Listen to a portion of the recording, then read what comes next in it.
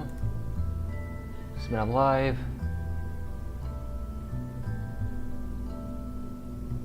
Where's Kerbal? Jesus.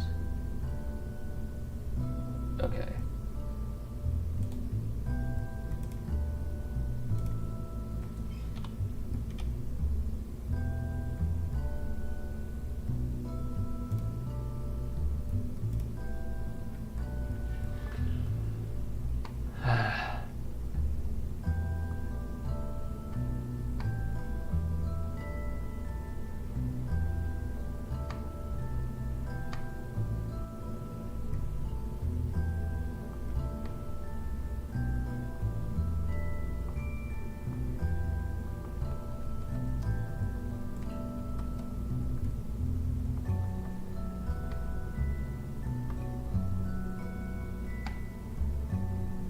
There we go.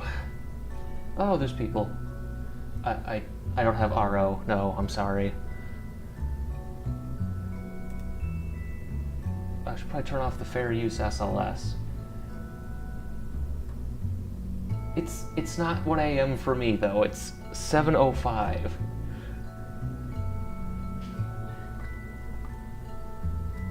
There we go. Yes, cool. So let's turn off the fair use SLS. Because we're not doing that anyway, of course. Okay, there we go. Alright. So, we are going to be building SLS. We're going to be appreciating SLS. I'm going to build it badly. Orion. Yes, it's sad that I don't have it yet, but we'll get there. I think the next time I'll do... Oh, that makes sense. Yeah, the next time I do one of these, I think I'll have that working. If not, I'll be crying or, you know. So let's... SLS... Rock... Heights...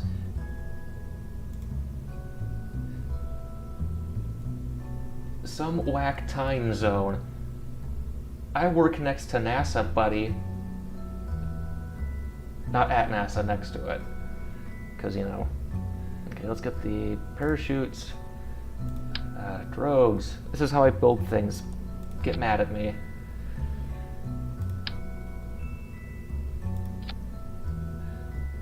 Okay, heat shield. Oh gosh. Heat shield, and I probably should put this. Abort engine. Let's do an abort test too while we're at it. Oh, okay, abort motor. Go. And okay, let's see. This is supposed to be attached. These. Oh gosh. That probably looks the closest. No. This looks the best. Okay, it's half a. I can't. Like, see, there's a big patch. I can't. That's why I call myself half beard. I do live streams occasionally. I'm gonna use air quotes right now. There's gonna be less frequent than this. Let's see. Need a. Let's see. Okay. That's. I should have gotten a wait. Where's the fair use SLS? Let's turn the fair use SLS back. Oh, you can't see this. It's cargo. Crap. Oh, they did? Yeah, I heard that they did. That's great. All these new eras of space exploration we keep entering, and yet nothing changes. It's mean, but...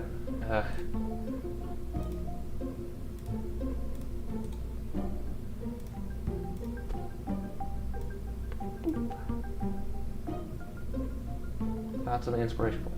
It's neat, but I'm not as inspired. I feel it sounds like a heck of a trip. It really does. But to say that we're all of a sudden now a new era of space exploration is a bit disingenuous because it's not really. It's still, I think, $55 million a seat. It's not exactly a. Let's put this as the AJ 10. There we go. It's not as inspiring as it could be. But hey, good for Haley, CN Proctor, and the other guy. They seem to have a fun time. Though, I heard there were some issues with the toilet, or something like that. Yeah, microsatellite launchers are a bit more interesting. Oh, the next Know Your Rocket is almost done. We're going to be talking about one of those, though. One of those next. One that could have easily beaten Electron and Firefly Alpha. It could be, yeah. That's more for the, yeah. It is the one thing. When you're if you're a spaceflight enthusiast, it's kind of a given. But for the public, it could be different. So let's have the maneuvering engines. What's up there? I don't know. Let's put our propellant tank, not propellant, our, oh gosh, go. And we're gonna put batteries on because I always forget those.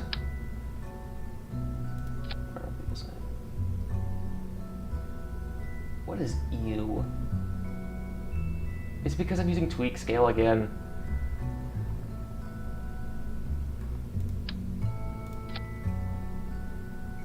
Oh, it could be the bathroom. Yeah. But see, that's one of the things I'll just kill all of this. All it takes is a public failure of the toilet. Of course, yes. You must be very supportive of OTRAG. Okay, so got that. Okay, now we have to make the inner stage adapter. We have to put... Yeah, the problem is if I look for Western reference images, I'll end up like, it'll close out of this, because I still haven't figured out how to make it not do that.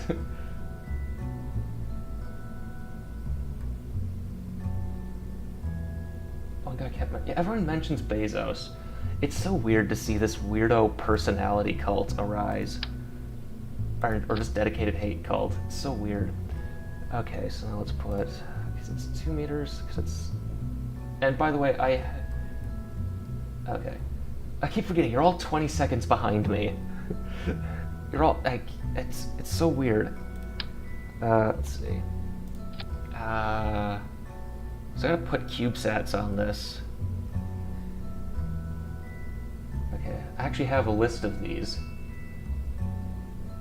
So it's 13, 2 of them are solar sails. Let's put 8 on here. Okay, so let's put this guy. CubeSats, so we'll put 8. We should do an abort motor test. Alright. Okay. It's just a little bit smaller so I can put the fairing around it. Okay. How do I make the CubeSats?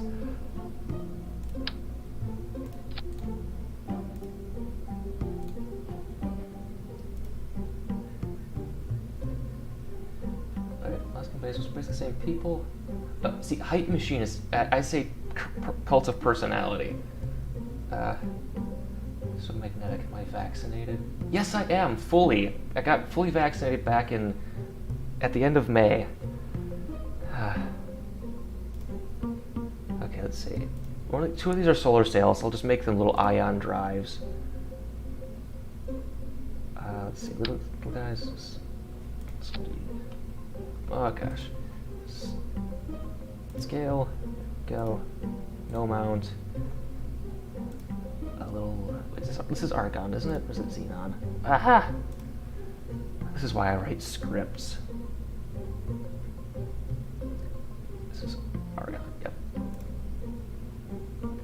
Our propellant Argon. Oh no. Oh gosh. These are small ones. Here we go. Give it a little spacecraft on these guys. Now let's see if this actually... Okay, so we'll put... Oh, it worked. Oh, it can't scale them down. Dang it. that's not good. Which of these can I scale down? Which would look like the best solar sail? Would this look like a good solar sail? Does these scale? Yes. I only need 2. There we go. Okay. Now let's see. Yes, this is the Wish.com Orion. Yeah, I'm building, it says up top, SLS Block 1. The one that's going to be launching eventually. Does this look like a solar sail? Yes, that's a solar sail. This will probably bubble out. Yeah, it'll look good. So add another xenon engine for the other side. Where do they, oh gosh, I'm so bad at this. That's a big one, that's a small one. What? Oh, I can't do that. Yes, hi, hello, I don't know how to pronounce your name. Imaj? Oziar?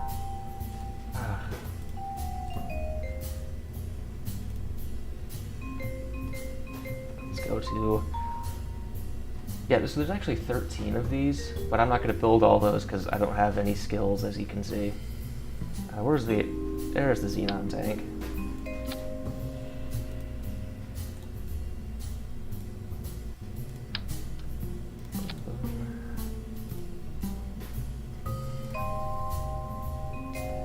I'll do those again. Where'd that go?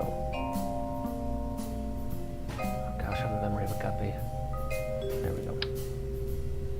I think there's the near asteroid. What happens first? That's a good question, actually.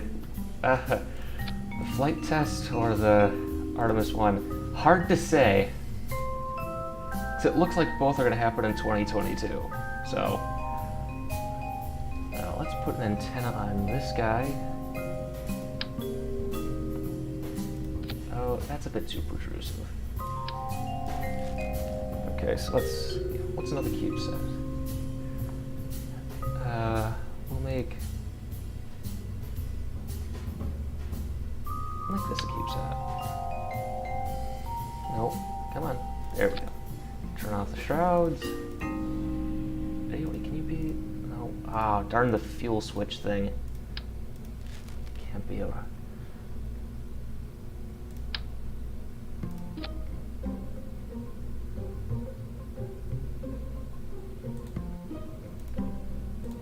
Oh, Half-Life 3 might happen before both of these. That's true.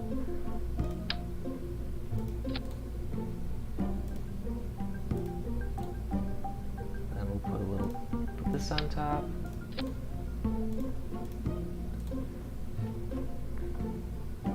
Put little thrusters on it. I'm just making these up, by the way. HLS news. Which one is that? Is that the Dynetics got picked for one now.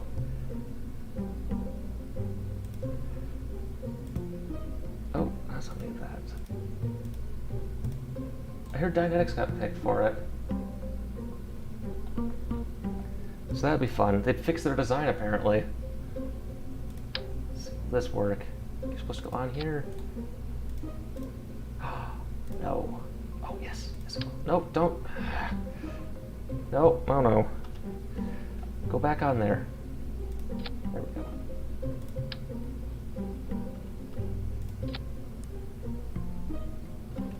Okay. I have to make so many CubeSats. Okay, let's use these. Where's the cubicle tanks?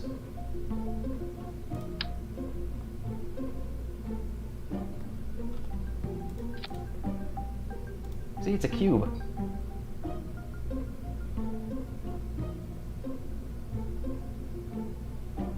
Yeah. Alpaca, looks like they fixed it, or at least made a better version of it, which is good. It's a cute design.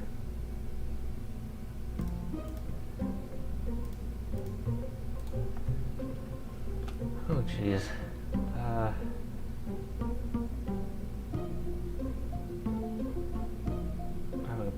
brain fart now. I think one of these actually had motors on it too, little steam engines. We'll give this a little engine. Oh, I gotta fix the staging on all this now.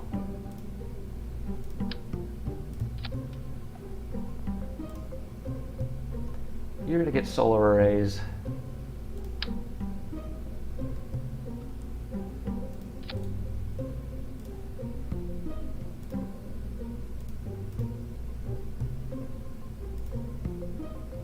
Why not duplicate it? Because there's different missions, Face of Sarcasm. There's one going to near-Earth objects. There's one going to the moon. There's one going to the moon. See, that's what I was. See, the thing that I have to fix, though, the big problem with the national team design, of course, is they're using a pump-fed engine to land. That's hydrogen. That's one of their big problems. Hydrogen's just a nightmare to store. Okay, I'm gonna make more generic CubeSats now because this is a nightmare. You are now a CubeSat. You're not gonna use these.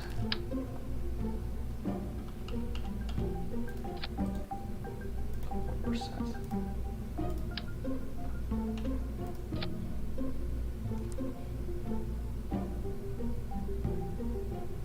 I don't think they're pursuing their lander anymore. Because I think it was in favor of HLS. Which, HLS would be a great follow-on, but not the primary thing. Okay. Look, a cube! It will now be a satellite. Oh gosh. These guys on. It's almost perfect.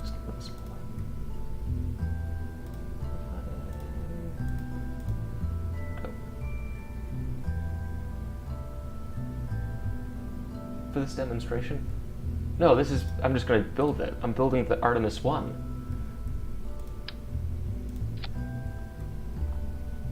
Okay, so there's two more. There's one that's, there's like a 2U or 12U, but I can't make that in this. So let's see, I'll use this one. There we go. Aha! They'll all now be hexagons.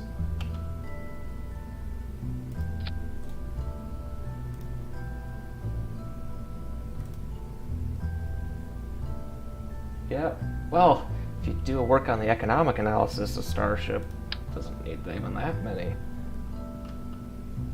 But that's for part 3. I should make a 3 button for every time I bring up Starship.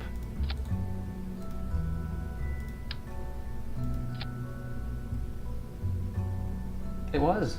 Oh. Yeah, I think the National Team Lander is definitely one of the more workable designs. Because it's just, you just got to build it. It's got to prove it works. That was kind of the initial complaint with the design early on. Was with the first selection was this is all a nice system. You just got to prove it works.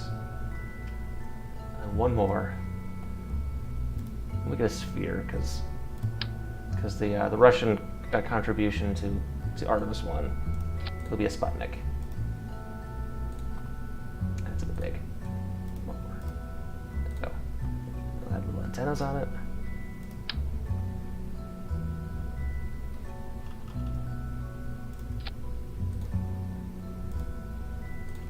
Let's add some batteries to the EUS. The ICPS, not the EUS. That's not done yet. Gosh, I really suck at this. I guess not. We'll put those on the. Oh.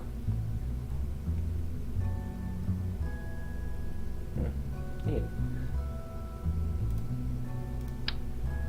Okay. So now I'm gonna put this out. Flare it out. Go up. Go barrel section there, and then. Okay, so there we go. So we have discount. Oh, I forgot to put Orion's electricals on. That's not good. Where's the?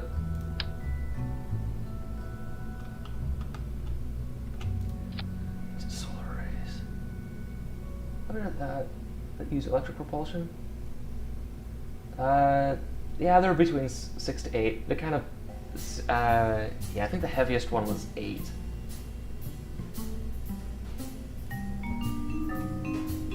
Okay, let's make this thing so it actually pops off. 4.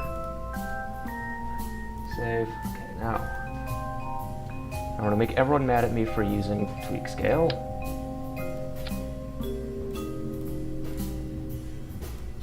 White. Yep. US is white. That's true. Orion doesn't need electricity. They have people on board. They can power it. And then let's see if I can make this work. I do this a lot on my own because I have no life. I actually once proposed putting a hamster wheel in my Cletus design, just as a joke to mess with everyone. Oh, that's not right. A bit bigger. Where's the one that... Oh, I need tanks first. Let's go with this guy, see if that looks aesthetically pleasing.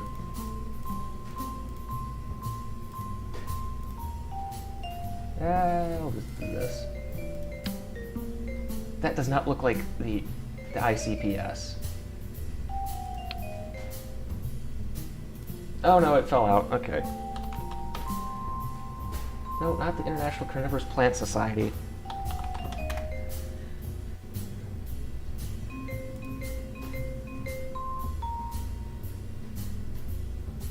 I'm not gonna go to Facebook.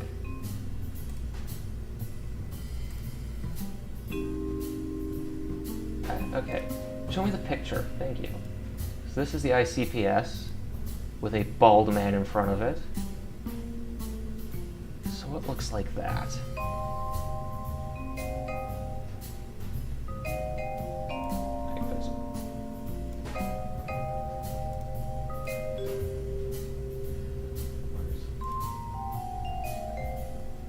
Is a war crime? Oh gosh. Well, I mean, what are you supposed to do when you get back from Serbia?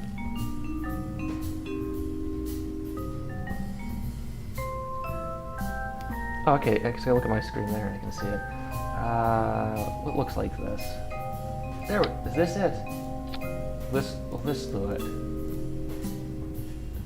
That looks better. Wait, is it the same size? It is, isn't it? Oops. It's closer. Close enough. We'll use this. The hydrogen's yeah. So we'll put this in. Use the LOX tank. This is what's called a hung stage, by the way, ladies. Where is this? Nope, not you. I suck at this. What am I doing?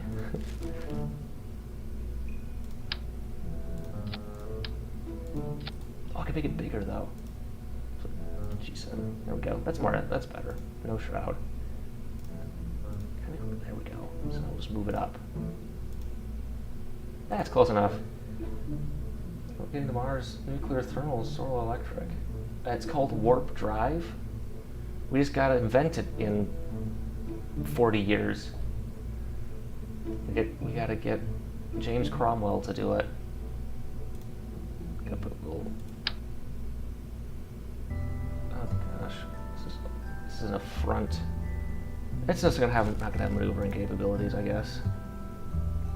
Okay, I can't use a normal hydrogen engine like you can get with extra parts because this will do too well. I have to use this guy. Would this guy work? It's more of a J2X, but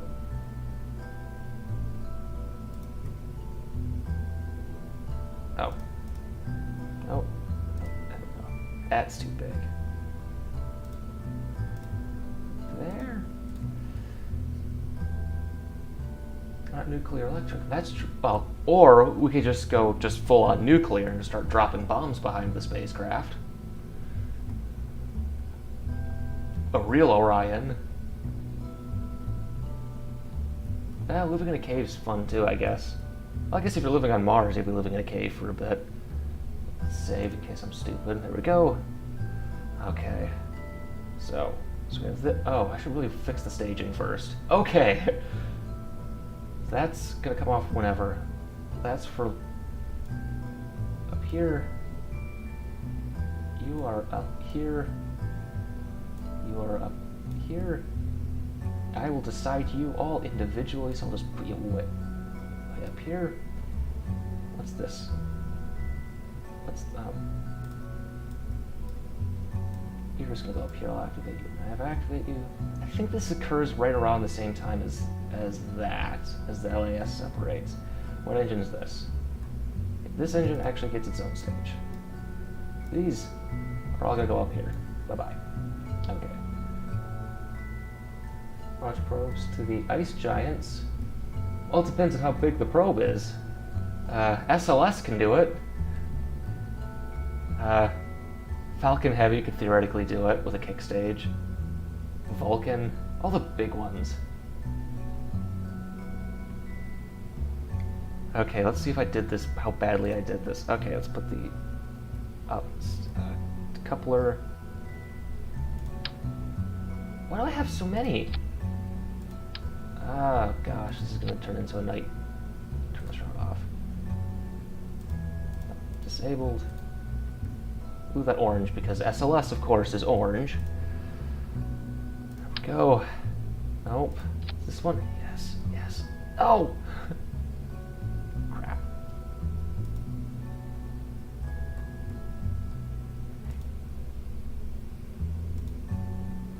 It won't, come on. Let me build a stage adapter. There we go. Okay.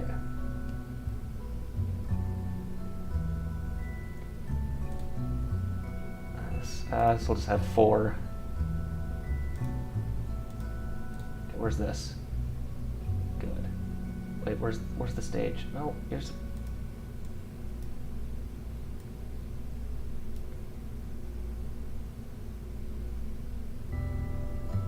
Well, we could do that too. Okay. So now let's build the core stage. This will be the easiest part. No, it won't. Where am I? I'm lying to myself.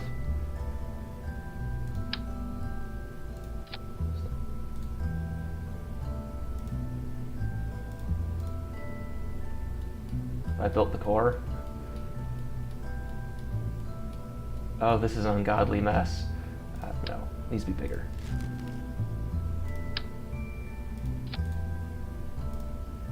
There we go.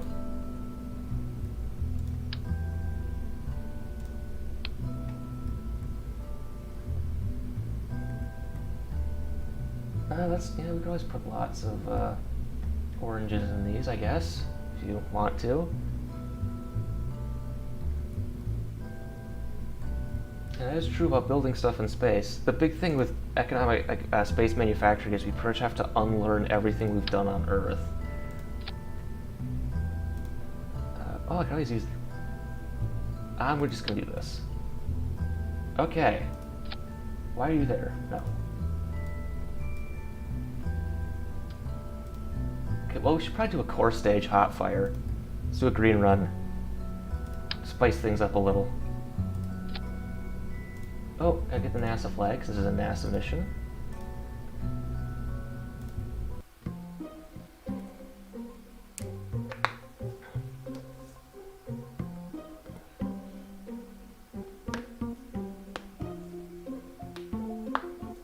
Yeah, so the thing with like asteroid mining is you pretty much have to have an expansionist space program to do things. Why is it night?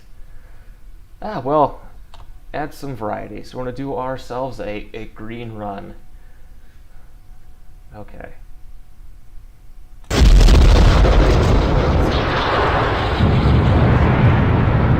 at that.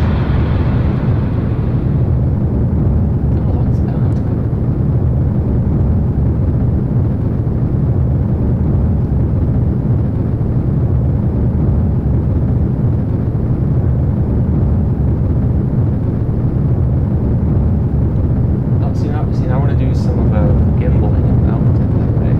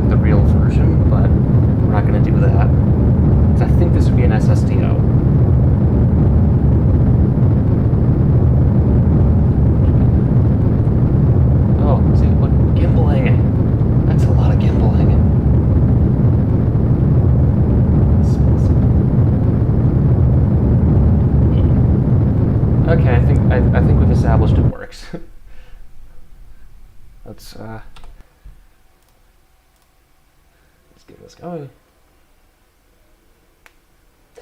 Yeah. Okay, so now let's put some SRBs on this. Okay, wait, let's change the gimbal authority so it doesn't... how about there? Save. Okay, let's...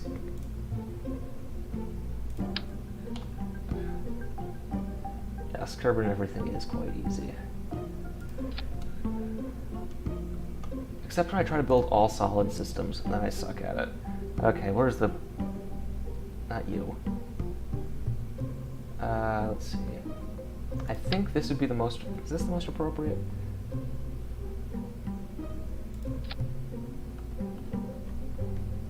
No. No, yeah, I gotta go with the big one.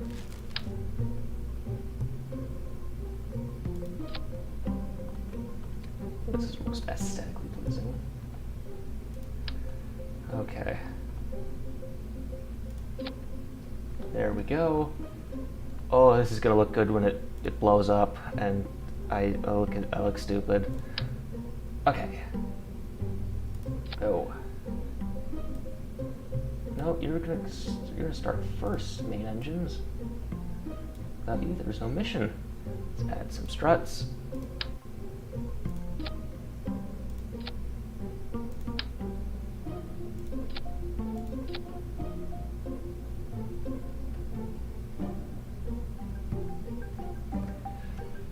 Okay, well, let's see if this flies. Wait, how much does this weigh at liftoff? So 440, where's my calculator? There it is. It's 441 tons for 1 times 9.81. How much thrust does one of those have? So I want to make sure this doesn't fly off into oblivion. So that's, oh, that's a lot of thrust. So if I put these at 70%, or 69, there we go, 26 number.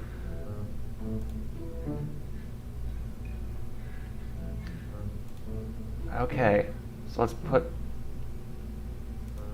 let's launch this. Let's go to the moon. Whenever that happens. Okay, let's check. Engines, this will go. This will stage. Oh, and then that's gonna come off right around there. Oh, and I'm with the abort action group, probably.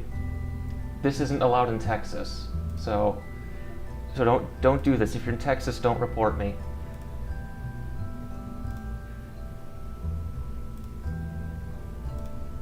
I just probably have to engage the shroud, deploy. There we go. Well, let's do this. Let's do Artemis 1. Oh, this will be fun.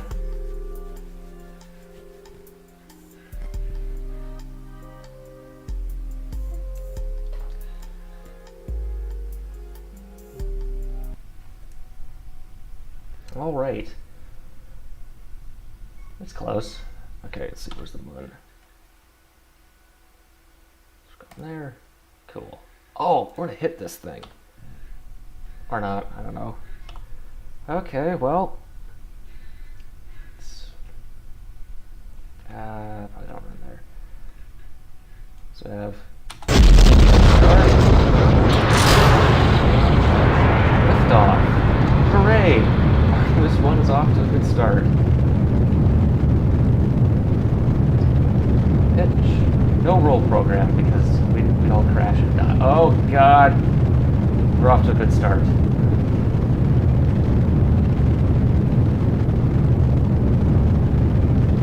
Oh, this thing's chugging.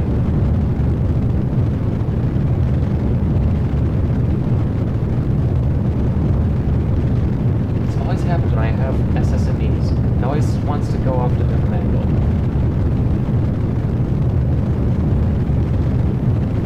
Oh no, I'm gonna lose control again.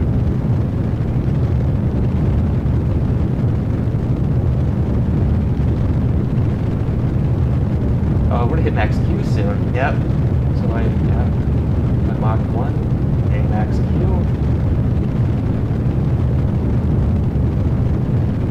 Oh gosh, this is going fast.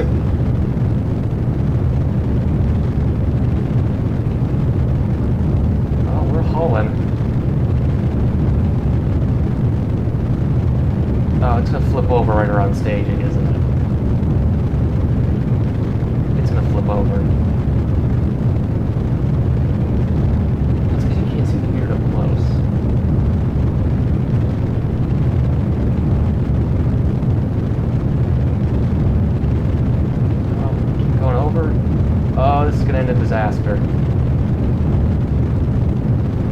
SRB burnout and separation. Yes.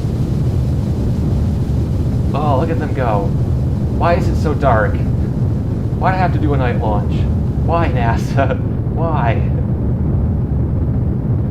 Oh, right. Once we get above, I think... We can't see anything. There it is. There's Artemis 1.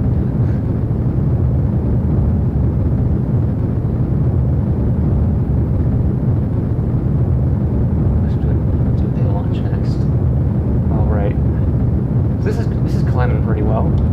See our trajectory. Oh, we're doing really good.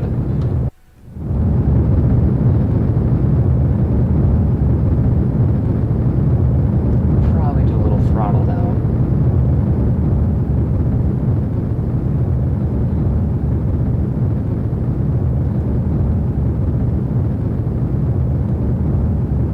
Okay, well, let's just jettison the escape tower. There we go.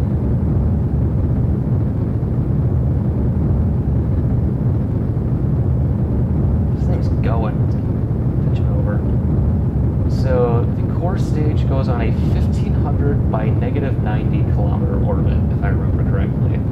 So it can be dumped in the Pacific. Which is sad, but it's gotta be done. Should get back on the equator. So I actually think panel jettison is somewhere around here. I don't know.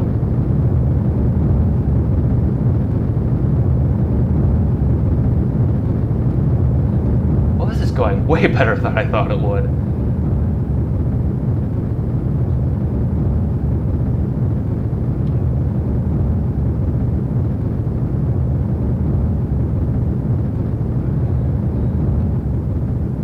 And we're going. We're chugging.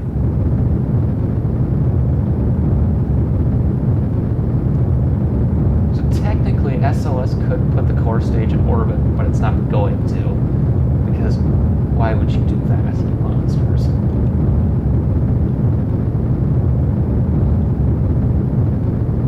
Get ourselves right up in that exhaust plume.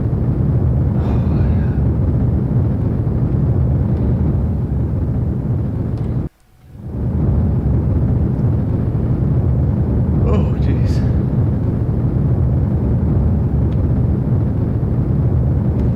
So, for reusability on HLS, I think the ascent stage should be reusable, at least. Because that's the part with the people in it, that's going to be the most expensive part. If my original plan for an HLS video was a response to Angry Astronaut's idiotic video on the National Team Lander, where he complained about these things. We're going fast. Yes.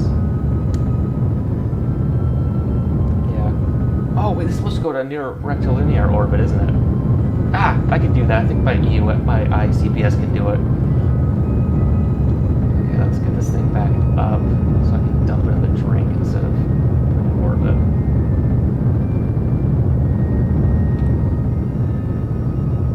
Don't go into orbit. No, you're not supposed to go into orbit, you pig. No. Not going to orbit.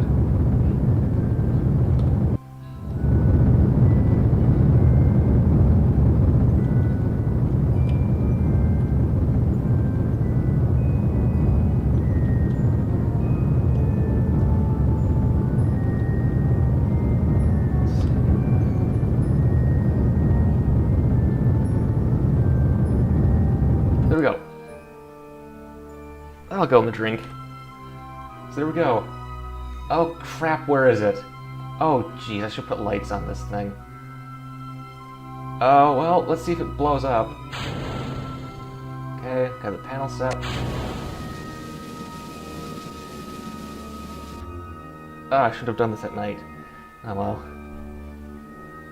Well, let's... So there's RL10.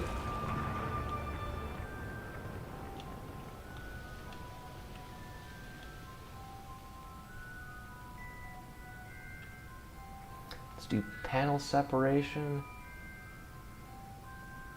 I think that's these, yep. Oh, okay, those went.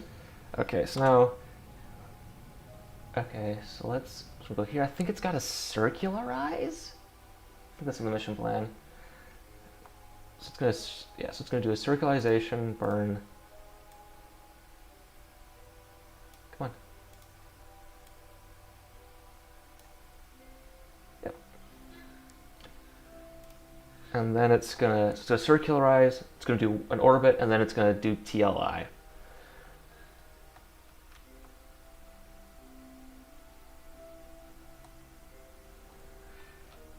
Okay, let's go with that. I rename this. This is Artemis 1.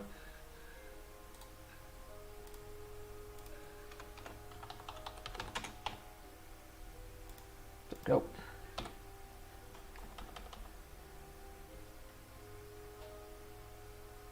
And let's do.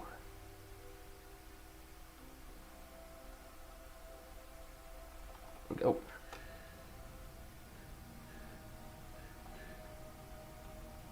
So there we go. Look at this.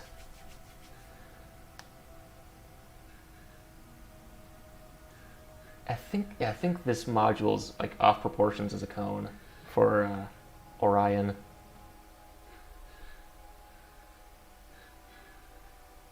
So there we go.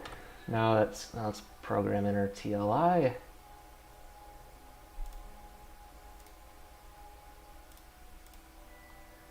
So I think we got it. Okay, so let's. I think it's got to be.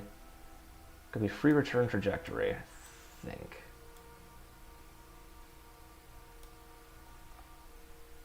That's close enough. That's a free return trajectory. TLI, which this can obviously do. And then we'll dump the secondary payloads. We'll dump Orion, we'll dump secondary payloads. Orion will come back, and then we'll do... I'll skip to the block 2. I forgot to put the swooshes on the SRBs. Oh well. Well.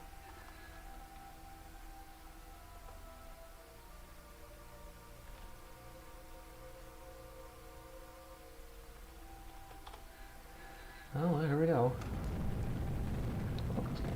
There we go. Why are you talking about moon mining?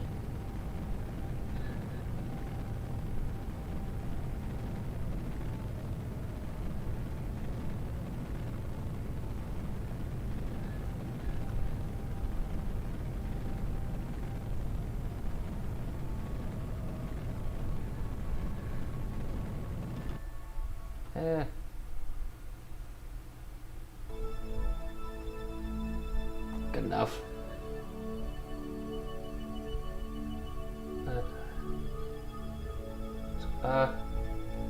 I try not to grow. I haven't shaved since I recorded my HLS video. I can't. I grew up a half beard. That's why I go by half beard, the space pirate. Okay, well, it's in dark again. Crap. Okay, so we will now dump the Orion. There we go. Let's do external solar arrays.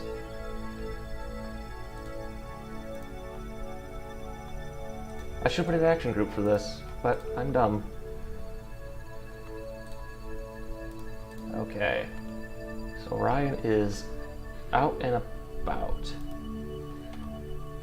So next... Okay. Let's go into sunlight again.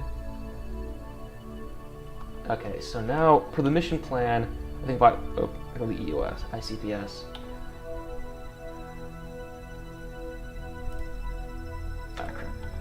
There we go. So, let's rename you.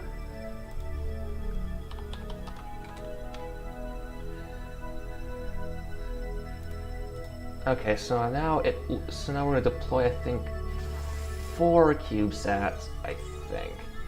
Couple. You're supposed to come off. Ugh. Like that. There. Like a real payload goes. peasants. No, lunch. Okay, you...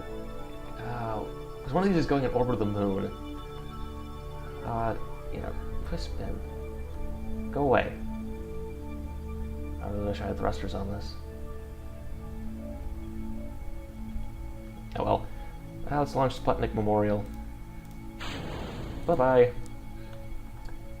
And I think... one more.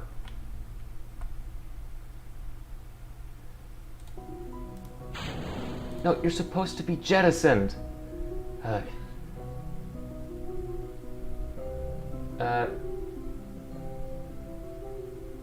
Well, hypergolic propellant, most of them have this problem where they're horribly toxic.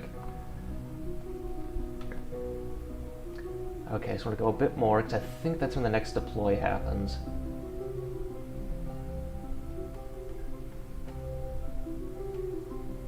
Okay, so now... you're supposed to have popped off. Get off. Jeez. I think the next one comes off.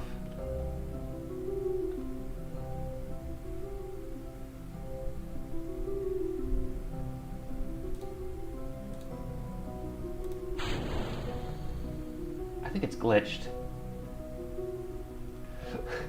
I think I might have a glitch where they won't deploy.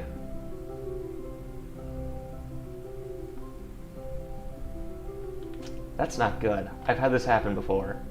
Let's go back to the Orion.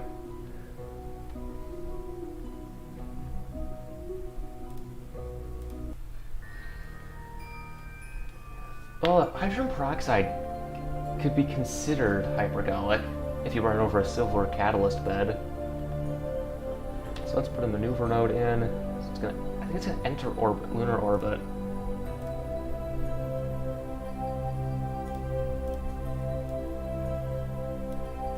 There we go. That's 5 hours. I can't spin it though. Wait, the Orion or the? Oh, there's easier. God. It's all fun and games until it doesn't work or happens too fast. You know, OTRAG didn't work because it was too simple. Ah, God. Okay, so now let's go back to the ICPS. The probe, yes.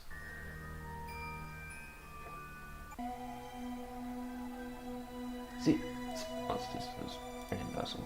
Oh, it's a power. Oops. Okay.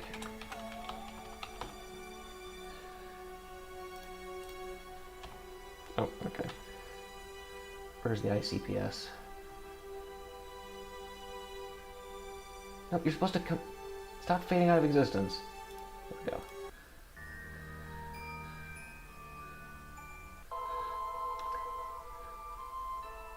Schnell. Aus.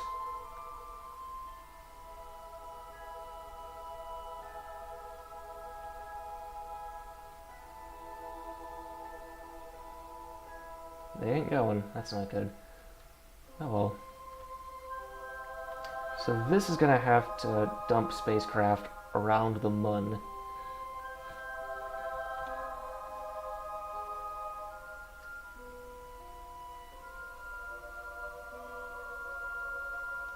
Maybe if I did an adjustment burn to escape, to go into hyper... Time maneuver. So I just add... No, there we go, let's get rid of it. Let's go to the maneuver.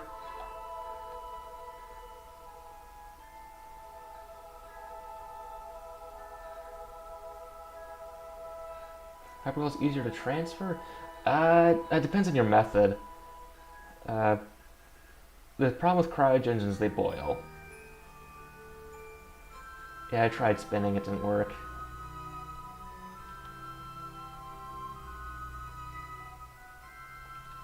Okay, so let's get to a really low thrust. But I still have power. That's good.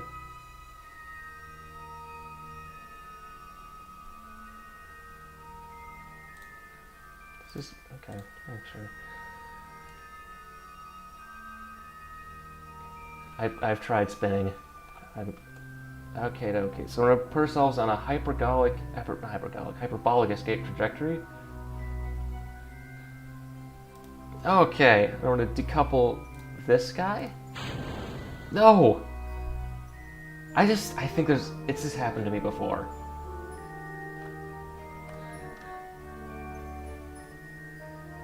Schnell!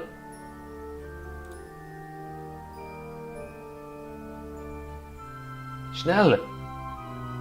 Aus! Oh, crap. Oh. So, let's see. So I guess I'm gonna go back to... Might I hit the button? Oh, crap. Not supposed to do that.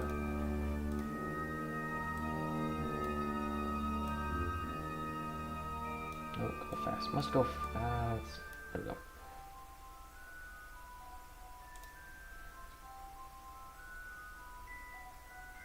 Well, the problem with like ISRU on the moon is you can pretty much only make liquid hydrogen, and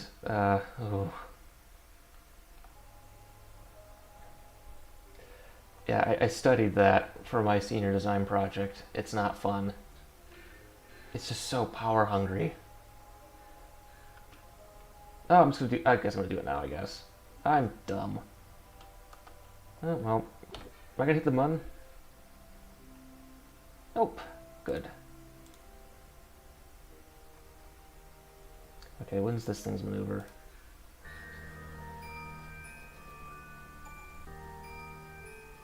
Two hours. Okay, well, let's just do that next. Oh, wow.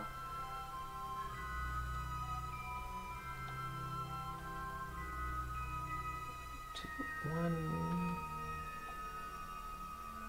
What's that? Oh, right. That's the ICPS. I gotta dump a payload in a few minutes.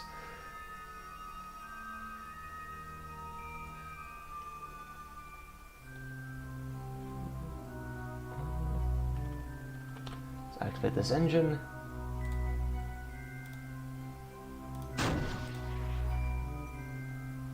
Yeah, the problem with hydrogen is not only storability, you have to make valves that can survive the thermal loading, which is one of the big issues with it.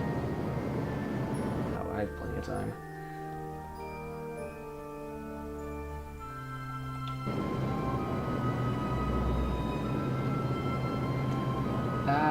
For hydrogen, pretty much. For liquid oxygen, yeah, it depends. Where's ICPS? Yeah. Oh, that's the reason we keep using them. It's out of power now, isn't it? Oh, it's still got power. Cool. Okay, let's see if it can jettison things again. This is the lunar flashlight. Nope. I don't know what went wrong. Well, there goes all of my plans for being cool about Artemis 1. Yep, it's broke. So for whatever reason it glitched, and they think it's just welded. Maybe if I can...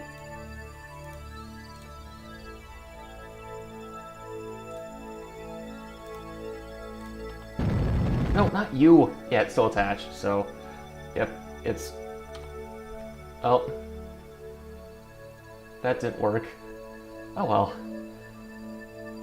So at least we got Artemis 1 to work. The capsule, that's the important bit. So let's warp ahead a few days. Let's go back to Space Center. Alright, gotta make gamer fluid. What time is it? Oh, it's 8. Okay. This is now disgusting ASMR.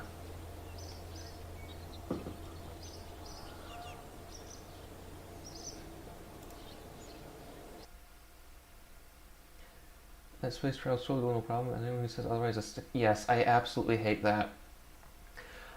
When we go to responding to Jishwan and Sebastian again, I'll show you the video where they said people who disagree with Elon are too stupid and subhuman to understand him.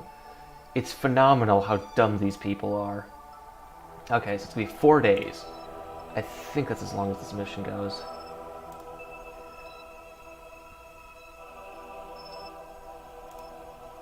Locks methane per the source selection statement.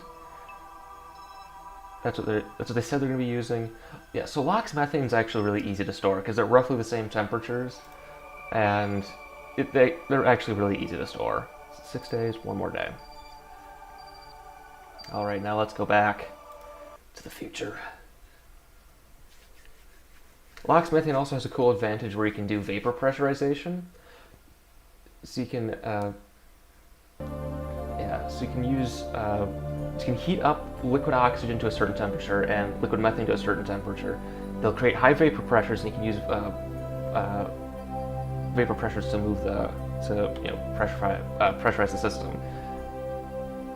And yes, G1 and Sebastian are the epitome of like Dunning-Kruger.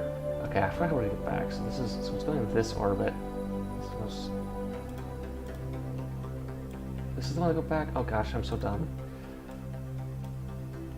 Not this one. This way? Oh god. I'm such a good person at this game. I have a degree. Orbital Mechanics was the class I took the final in 20 minutes.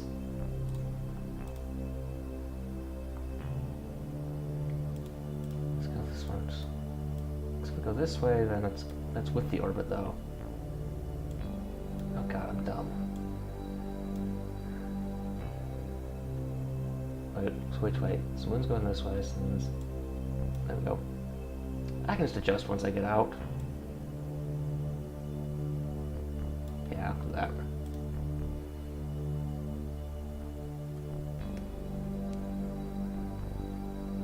Yeah. That's the thing. The problem with Lunar Starship is just too big to be useful. Well, let's go to the maneuver. Why are you chugging? Oh, it's because I'm streaming. That's why. Oh, crap. Oh.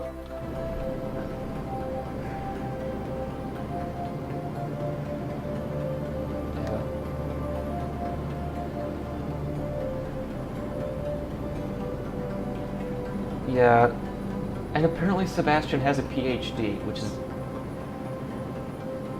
is amazing. He theoretically has a PhD. It's an exemplar of something. It really says a lot about society. Okay, so we go out, and then. Gotta make you go slow. Gotta go slower. The antithesis of Sonic. Not that slow.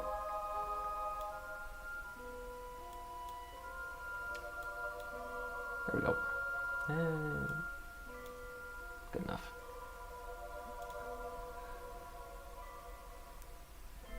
Yeah. Well, the next video episode I make is gonna be talking about shooting things to the moon.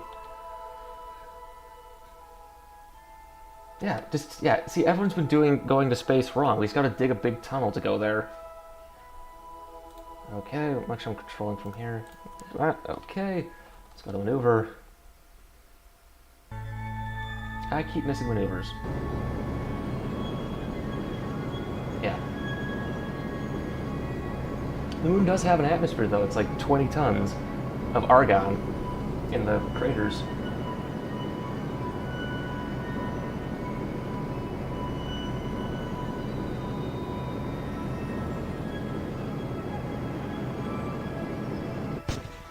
You gotta be kidding me.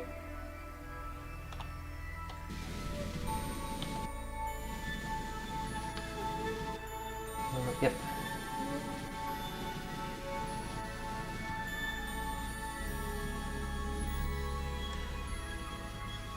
Yeah, that's the thing about it.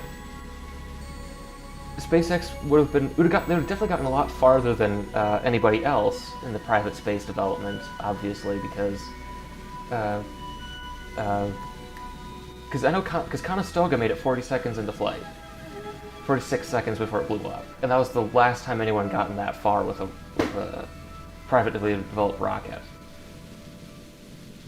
Yeah, yes, Starship is a boondoggle, but that's I really need, I need a 3 every time I bring up Starship, so I don't talk about it too much.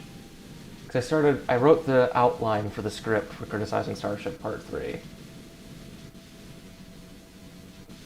And, it's gonna be like an hour long. Yeah, breathe argon on the moon in the places where it gets caught, and just, you have to move. Actually, that'd be an interesting short story. Oh, you can't, but argon can't do anything. Never mind. Yeah, because don't tell me what yeah, the problem is, yeah, so the moon's atmosphere is what it captures from the sun, and then I think there's a bit of Earth's atmosphere, and then the Apollo missions gave it an atmosphere too for like a day.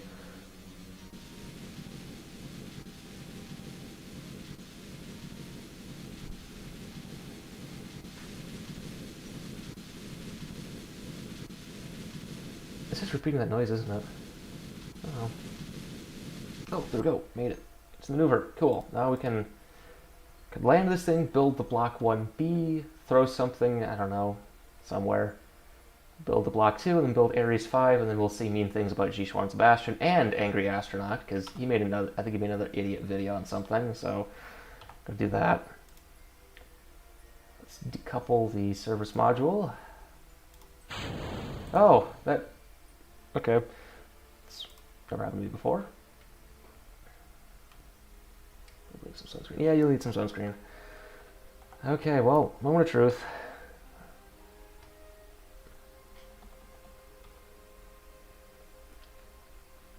And of course it's the nighttime, when you can't see anything. Of course it is. Where's the spacecraft? There it is. I can turn off my light, that's what I'm gonna do. There we go. Now I'm just a floating head.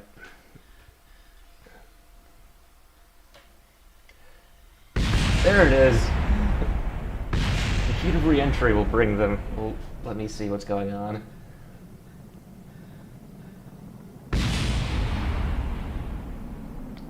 Yeah, Angry Astronaut's an interesting phenomenon. He's better than G-Schwan and Sebastian, but not by much.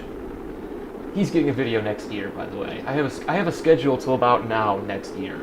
So, probably later. Never mind. I pushed something to next year as well. So, yeah.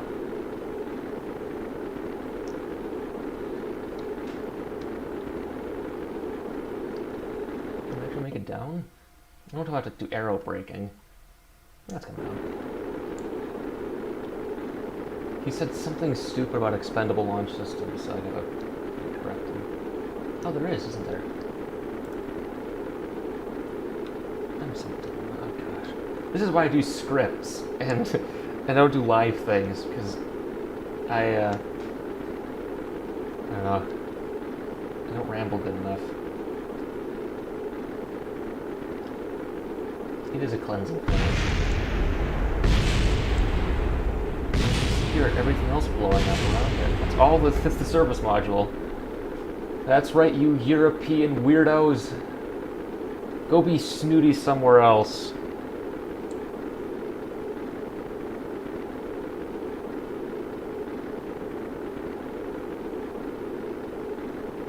Yeah.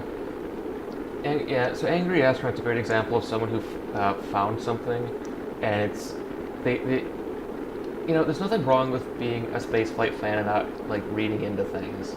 It's okay, right? If you want to understand the basics, you want to know the difference between the rockets, that's great. But if you want to make content like where you talk about that's the video, but Cygnus and Antares, that's the one I'm responding to.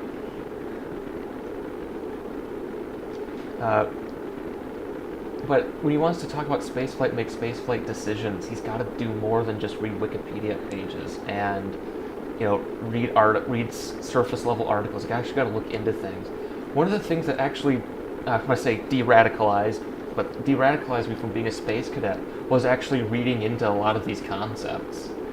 Is once you realize, oh, this is impractical. Oh, we're probably not going to do this. Oh. Then it's gonna, you know, then you start being more critical about it. Parachutes do not deploy yet. I'm still coming down in. drogues are the ones that come first, right? Yes. Good. I just gotta check my staging.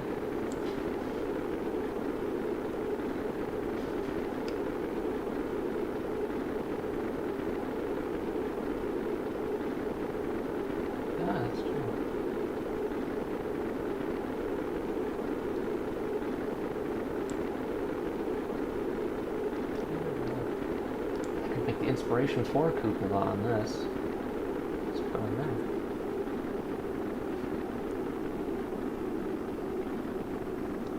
there. Yep. So, while we're waiting for the crew to suffer a Capricorn 1, so I'm working on the script for the next Know Your Rocket. That's gonna be in a week or two. And then end of October, I'm gonna do the Space Guns video. I'm not going to do anything in November, and it's going to be criticizing Starship Part 3. And that's it for the year. I might, if Artemis 1 is launching this year, I'll try to live stream it. I'm afraid I'll curse this, but I'll try. And if I hit 1,000 subscribers, I'll have to do a thing, but there's 3 more videos this year, and then I'm going to take a bit of a break. The drogues out at night, of course.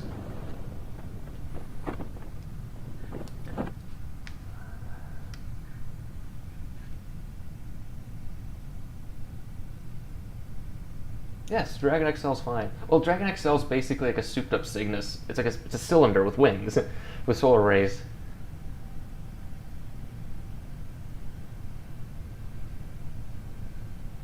Yeah. The problem. So the thing with like YouTube is it favors like trends. It's just the way the algorithm works. That's one of the reasons why I won't. There's like I specifically pick specific topics to talk about, because if I talk like, oh, look, space manufacturing, it's just everyone's made a video on it. What can I add to it except my cynical take that it's, what's the purpose of the gateway? Long term. So depending on when you ask this, the original plan was it would be like a dry dock for missions to Mars. And it's a deep space habitat without having to go to deep space, right? You're going outside of Earth's magnetosphere, but you're close enough to Earth where if anything goes wrong, you can just skip and hop away. You can do testing of deep space flight systems. You can do kind of just long-term longevity stuff farther away than the ISS. Also, the Gateway's orbit makes it capable of supporting missions to pretty much anywhere on the Moon. The idea was it would be something like almost like a pit stop on the way to the Moon. Back in the days back when we were going to go to Mars in the early 2030s, the plan was to dock the deep space transport there, and then go from there to Mars.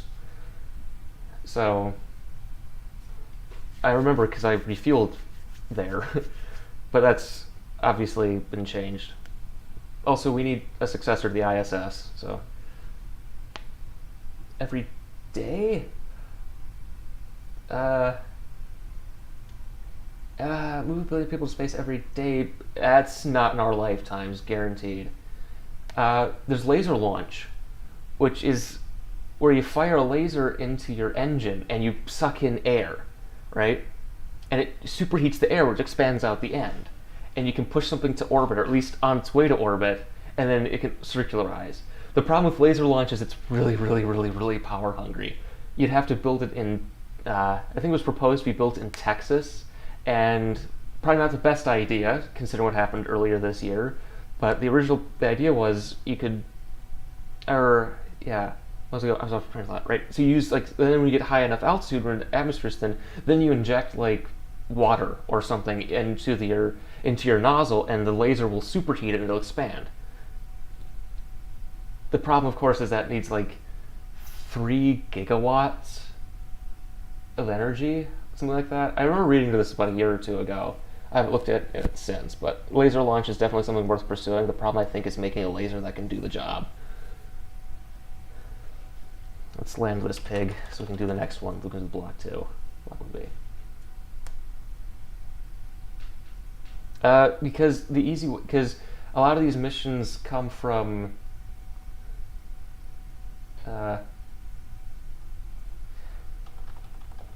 Well, I think the NRHO was for moon missions, and then it would be transferred into deep space transport missions. Because once you're out, because if you want to go to the moon, you're pretty much tossing yourself out of Earth's sphere of influence anyway. The idea was you could do it up there. I'm not sure. I'd have to read the studies. You got to remember these are things from like 10 years ago. These things were made. These decisions were made. So you have to go find that stuff, and it's just a nightmare.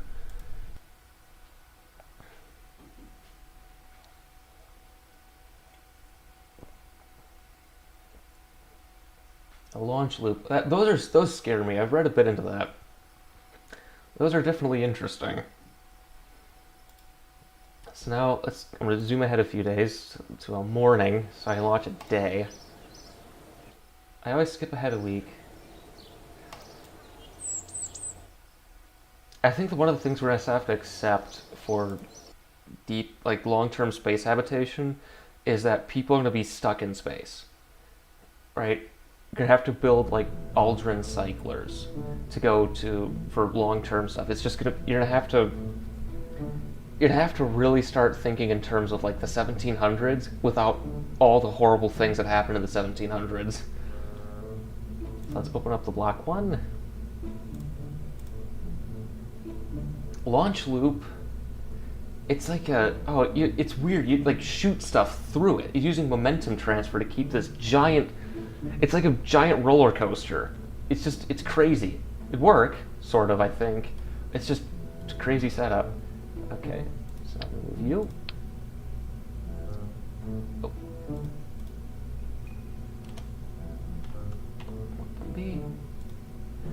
We're not going to put crew on this one. We're making a cargo vehicle.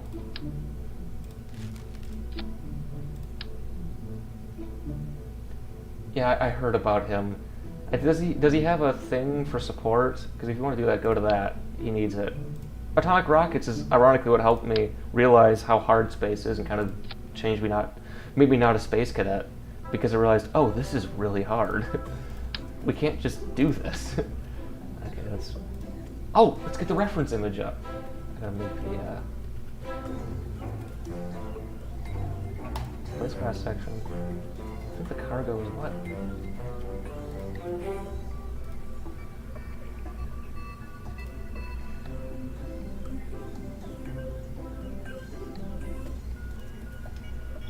Yes, good.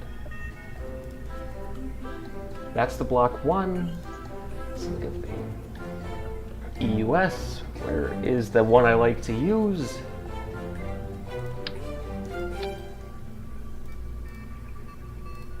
Could be orange. It's orange. Oh, yes! Trains are pretty good, yes.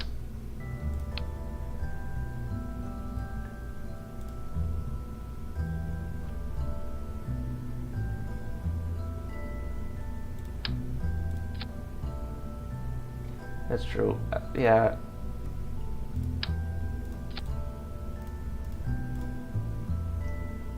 That looks right.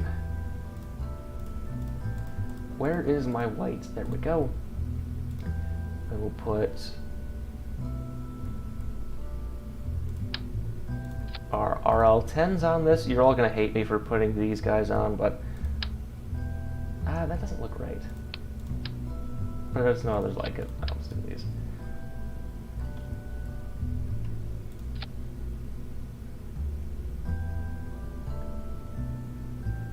Save this. So let's put let's give it some maneuvering capability so I can toss off my payloads. Let's put 2 on.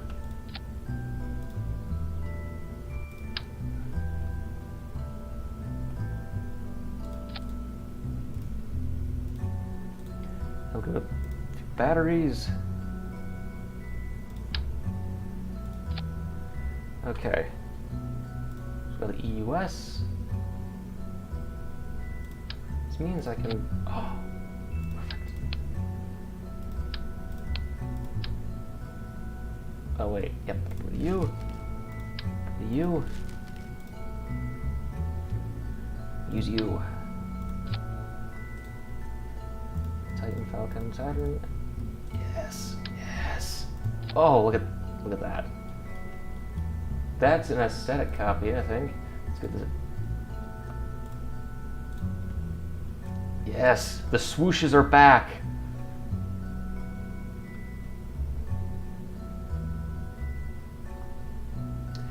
Let's launch Gateway. That's what we'll put up to the moon. I think there's 2.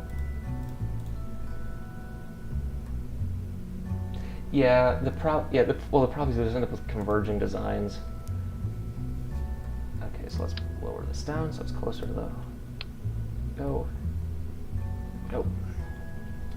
Okay. Oh, I don't think the fairing's big enough. Let's delete the fairing right now. Let's just build cargo PPE element. It's got a docking node, doesn't it? Where's the? Oh, gosh. Back.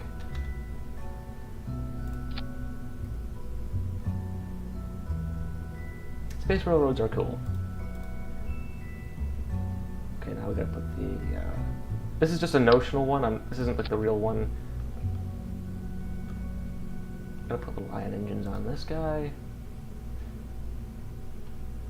Thrusters.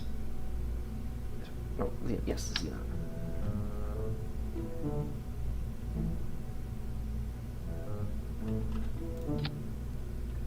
Space train.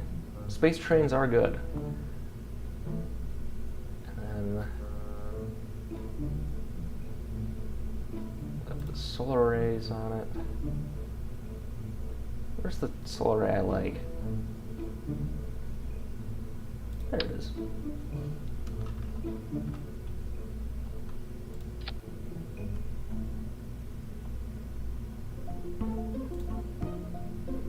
Scale it down a little bit. There we go. Command pod. There. This is an aesthetic thing. Sorry, I just gotta do it a certain way. Where's this? There we go.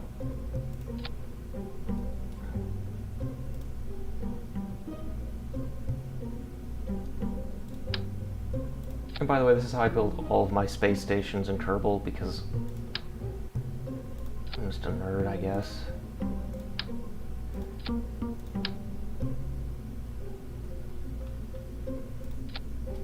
Cool.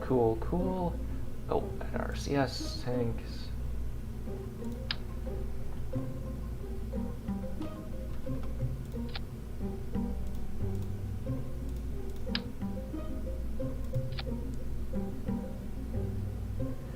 That would cost a lot of money to put our different artists doing things.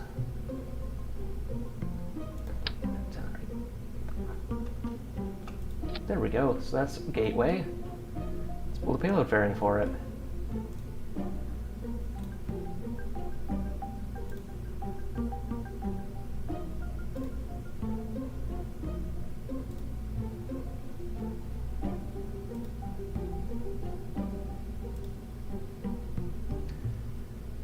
Okay, let's check my save. Let's check the staging, because yes, no.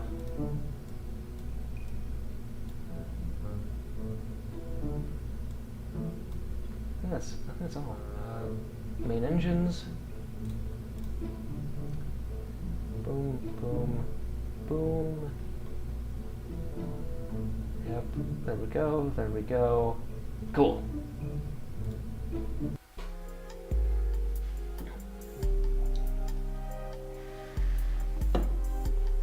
How many people are watching this?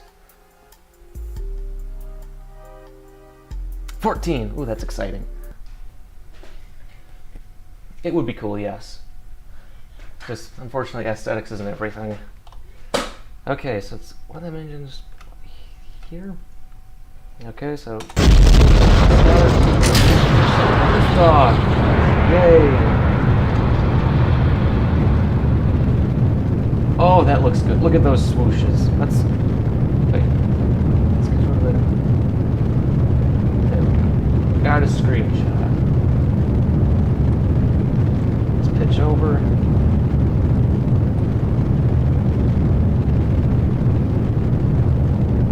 It's gonna fall over.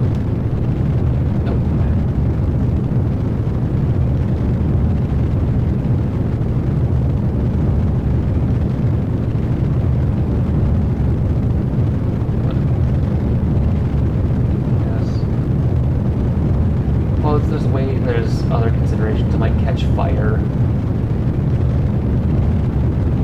Right, you see how those Falcon 9s look when they come back down. Oh jeez, this thing's cooking. Did I reset the thrust on this? Okay, so SRB set. Oh, it's gonna fall over. It's gonna pitch up. Oh, saved it. Don't fall over. Oh, there we go.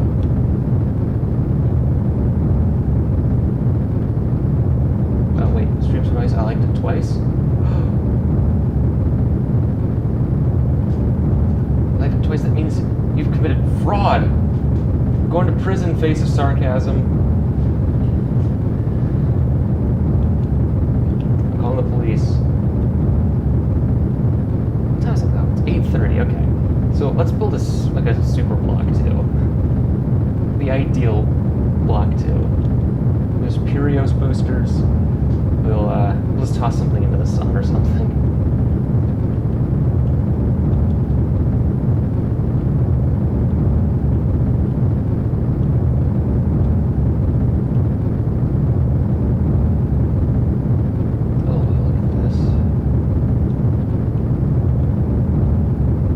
Now you can see everything going on.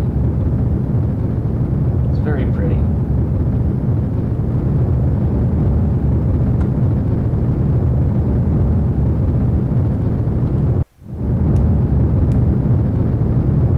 I remember watching those on NASA TV when I was younger, the Copernicus designs. Those are pretty neat.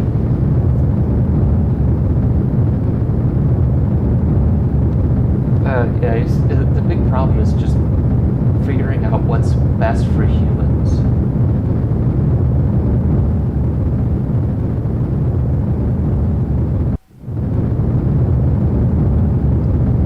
Probably throttle down. Oh, what are you doing? Oh gosh. This always happens when I use SSMEs.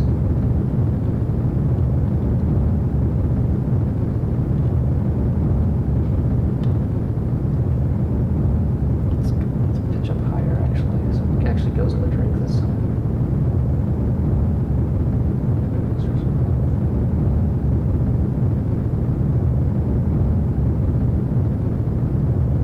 Cool. Oh, they'll probably ship them in segments, or they'll build them on site. I know the Titan 4 SRMs were built on site at Hercules. I think. Don't quote me on these things. I'm trying to remember things, but I just can't. Time.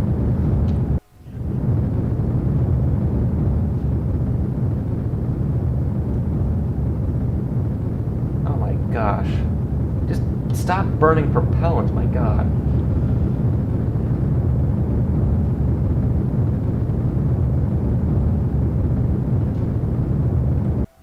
Okay.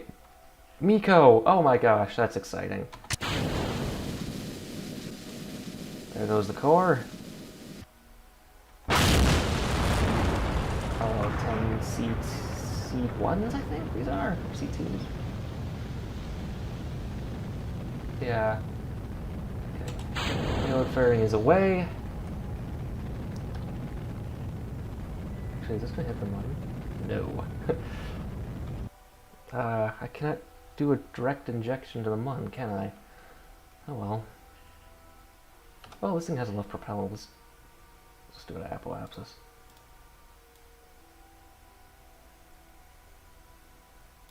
Nope.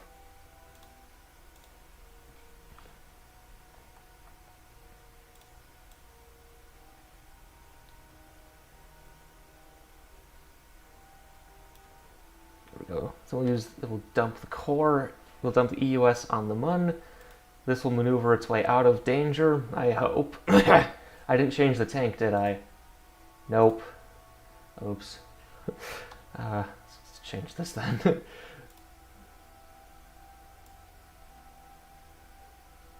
There we go.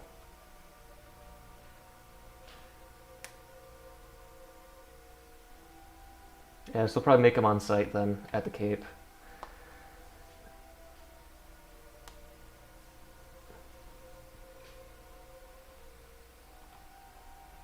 Did I give this thing I gave this thing solar power.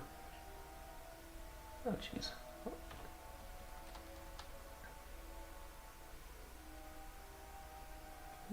Oh, I'm out of power, aren't I?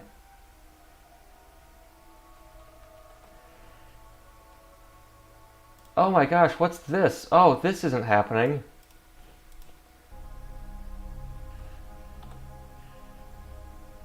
Oh, I had a maneuver. There we go.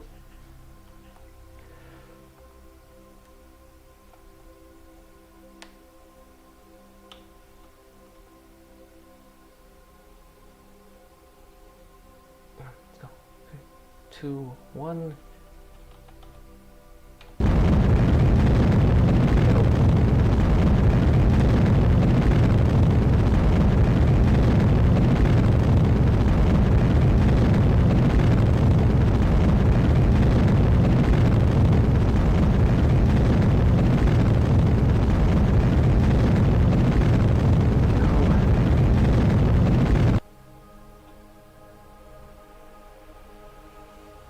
Yes, the one problem with KSP without getting RO yet, I'll get it, don't worry, is everything's overpowered.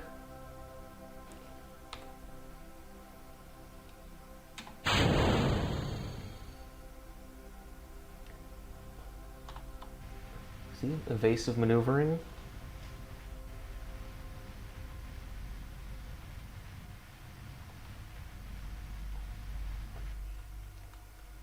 Yeah, there it goes. We'll dump it back in the ocean. I once had the Orion nuclear pulse propulsion mod on an older version of the game. I did this when the space station was this close when I launched it, and then I turned on the engine. It went away.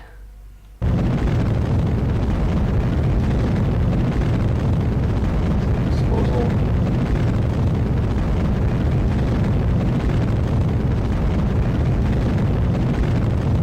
There we go. See, proper stage disposal, and I'm too far away to do anything.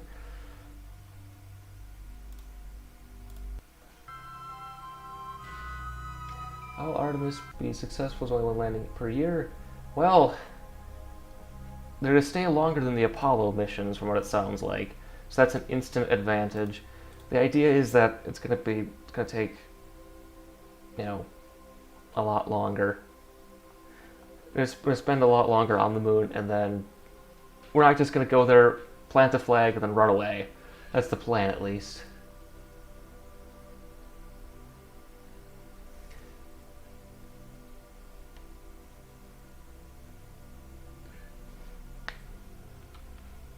Okay, so now let's not have this thing get tossed into the outer solar system.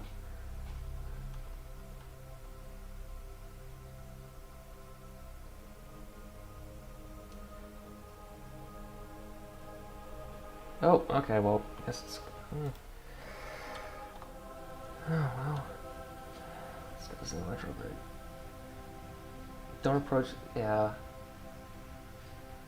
Yeah, see, the advantage of gateways with the NR... Wait, am I controlling this from the right spot? No, of course not.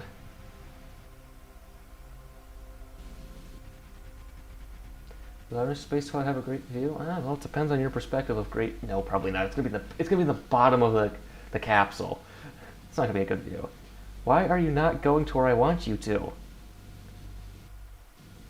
Did I turn on symmetry? I turned on symmetry. Jeez. Yeah.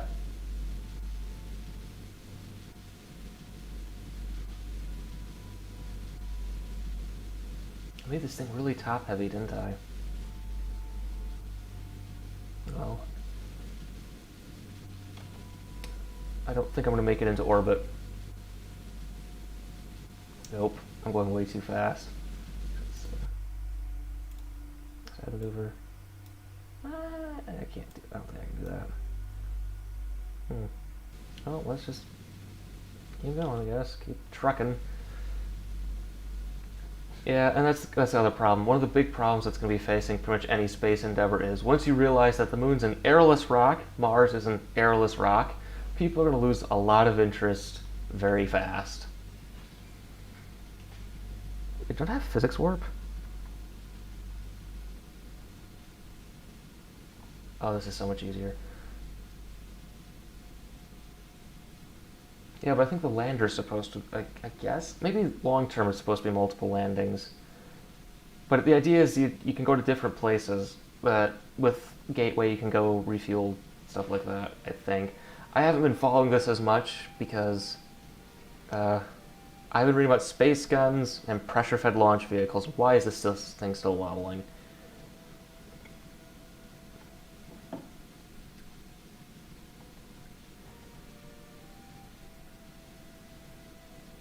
What kind of music do I listen to? Well, it's a mix of things. When I'm writing, I listen to inspirational things like the Moon Machines soundtrack by Philip Shepard, which is amazing. I've discovered metal. Last year was really great for discovering music because my brother recommended Ailstorm to me. I like them; they're fun. Then it was Glory Hammer. Then it was Rumahoy, Windrose, sort of. Ye Banished Privateers. So that's fun. I just click random things and find what I like. It's a mix of, just symphonic and metal. I don't know. I'm expanding my horizons.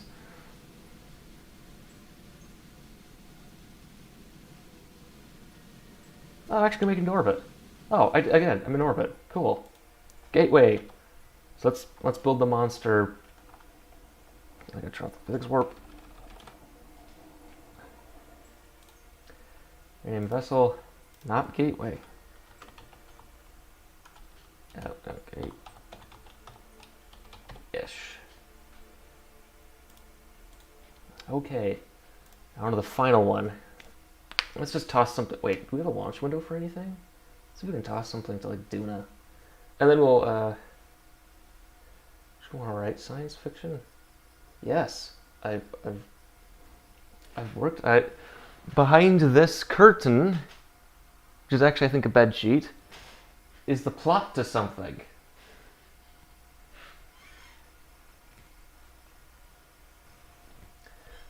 I have several books planned. I think I made a list once. It's like 15, but that's gonna change at some point. Okay, for what I listened to a lot of things. I listened to symphonic music. I like folk music a bit, right? Like Ye Banished Privateers, Patty and the Rats. Those were like Celtic, I think. I also own the soundtracks to films like The Core and Waterworld. So that's why I'm not going to be a movie reviewer. I haven't heard any space shanties. I've listened to sea shanties. Those are fun. Okay, let's go to another day and let's see what's available to us. Moho sounds dumb. I can't get there. Nope. That's far away. Jewel. No window for Jewel. Drez. Elu? Nope. Eve. Perfect. Let's shoot something to Eve on a sort of Ares 5 SLS hybrid.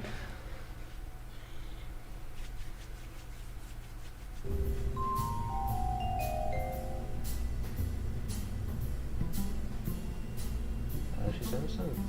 Sure. Feel free. My email is in the About section. Just bear in mind it does have my name on it. Please don't stalk me.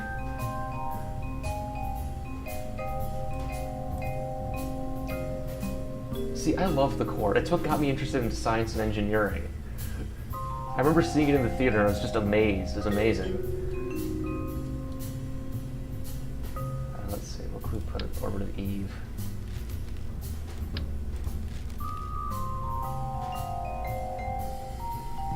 And actually, the core is based off a book called Core by Paul Proust, written 10 years earlier.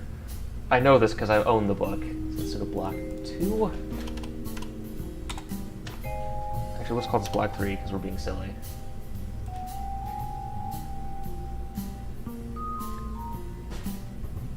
Okay, so let's give some boosters.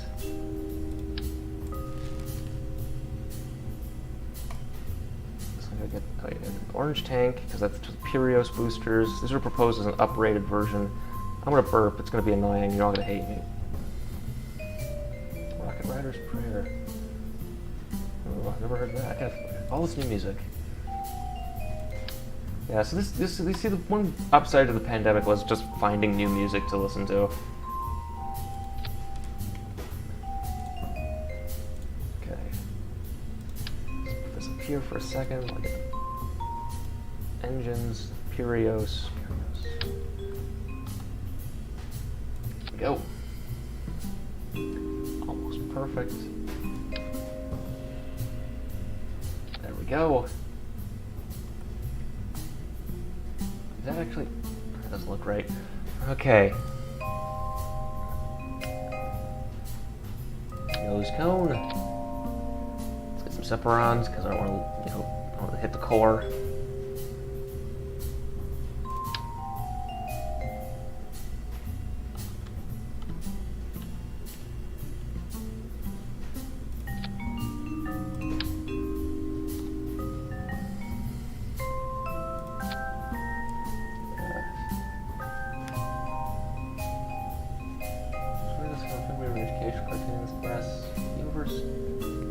Yeah. Yeah, the things that influence people into what they do is like my dad became an engineer because of Star Trek. Originally he wanted to be a carpenter, but then he saw Star Trek, he saw Scotty up in the Jefferies tubes and said, I'm gonna do that.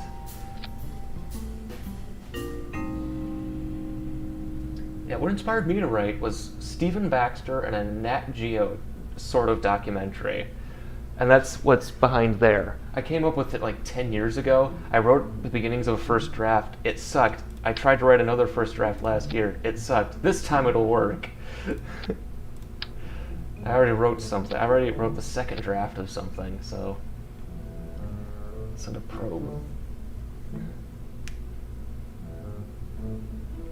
And yes, let's put, yeah. Well, actually, we probably can't put F1s, can't get them to work again because we don't know how they were built anymore.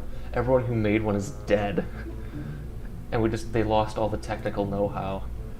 What should we put to Eve?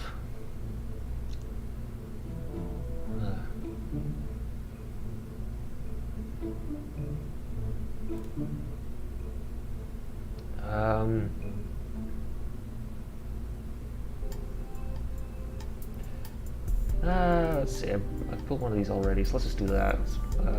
Where's one of my favorite engines? This guy. This.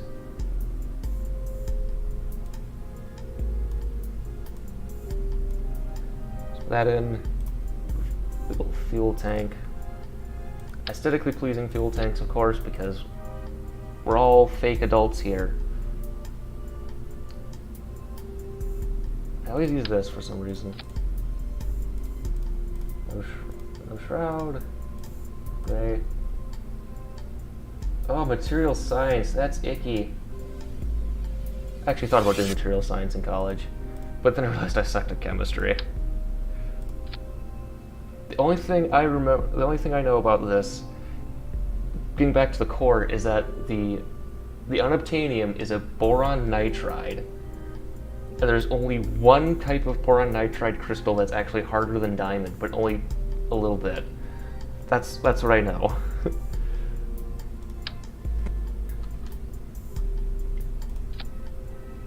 Actually, let's get that antenna on here. This is just I should really just get bash a spacecraft, but antenna there. Put it. Solar rays there. Yeah. Well, yeah, there's so many of these, just all these different ideas for what we could do that just never go anywhere. It sucks. And we'll make a little atmospheric, I can't make an atmospheric probe. I'll just do this. This is Pioneer Venus. Let's put some science on it and go. Then we'll dunk on G. Schwann Sebastian, Angry Astronaut, et al. Okay, we'll put these on. These look important. Look at these science-y things. This is science-y. I should probably put a battery on this.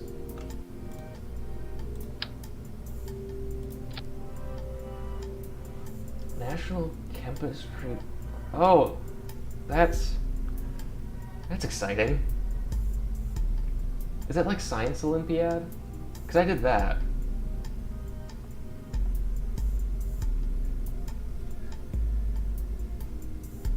Yeah, there's gonna be a lot of materials needs, especially in space. Trying to get everything kind of compatible. What else? What other sciencey things can I put on? Oh, let's put a telescope on. There we go. Let's launch something to Eve.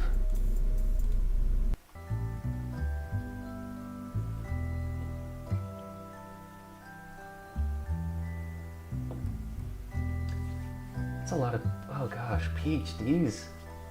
I thought I was doing a PhD. And then I realized that I hate myself too much for that.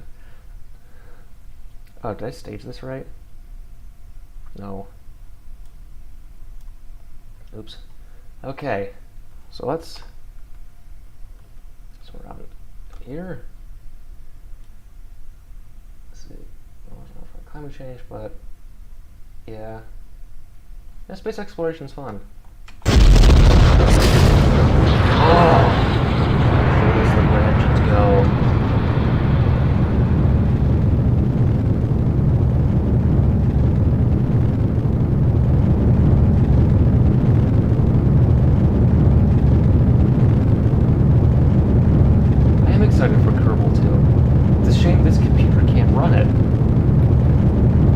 I did get 1.12 a few weeks ago. I just haven't been able to make it work yet. I get mods for it. This is still 1.3. Alright. Just bear in mind, the only thing I've actually completed right now is a disappointing zombie novel, and that's the genre. I have a second draft done. I actually sent it to people, and none of them got back to me. They never do. Oh well.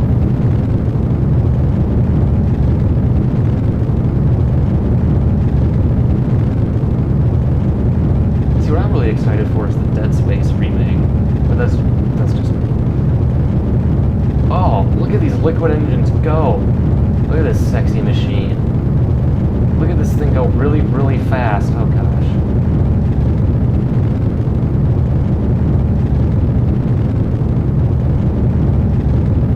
Last video game I actually bought was Soma 2 years ago. It was on sale. I was like, I'm gonna get this. And I did. Oh. Look at all that. Oh, combustion.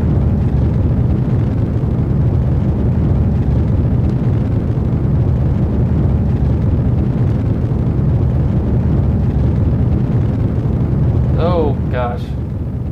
Oh, can't do that too much.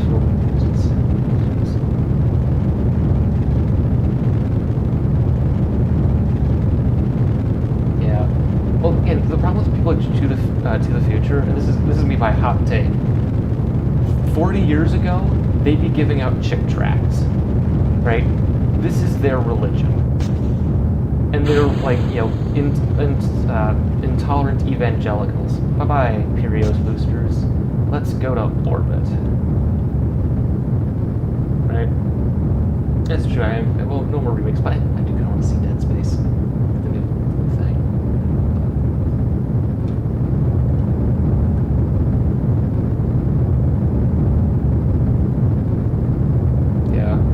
The way I see space colonization is it'll happen when it'll happen. Whatever forces that will drive space colonization arise, it'll happen. Those forces have not arisen. Oh gosh, this thing is wiggly.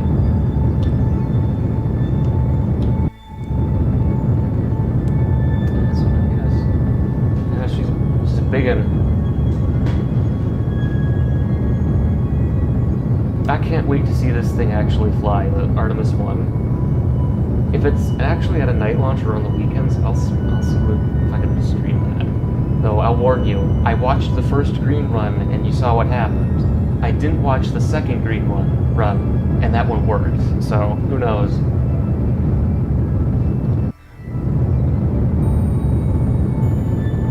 This is just going in whatever orbit it wants, I guess.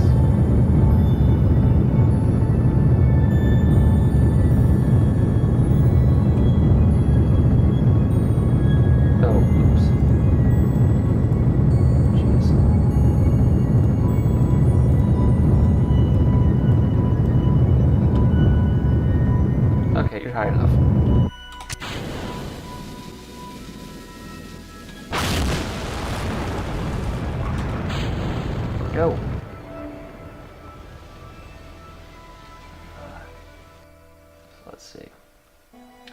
So let's do an insertion burn, get someone to orbit. There we go. Yes, I am cursed. I watched the Firefly Alpha launch. It blew up. Oh yeah. See, if I could, I would go see an SLS launch. There's a bunch of DPD launch costs. Yeah, that's kind of the thing. Yeah. Because I know Stephen Baxter's Manifold Space has an idea like that, where first contact happens because a colonization wavefront hits us, and it's just how it happens. They don't really notice that we're there. They just like, oh, you're here. Oops. Oh, well, too bad. We're to mine the sun.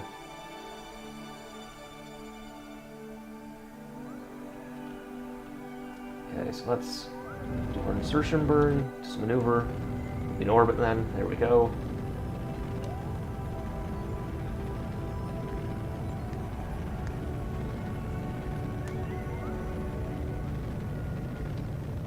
Look at that.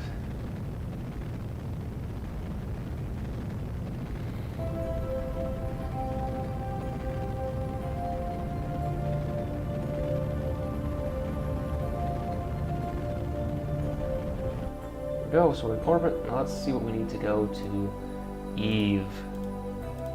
Then we'll dunk on G-Schwan and Sebastian. Okay. Oh wait, no. Okay, good. Right. So. Oh, good. Oh, perfect. I can use the Oberth effect. Now you're all gonna get mad at me while I do this because I suck at this.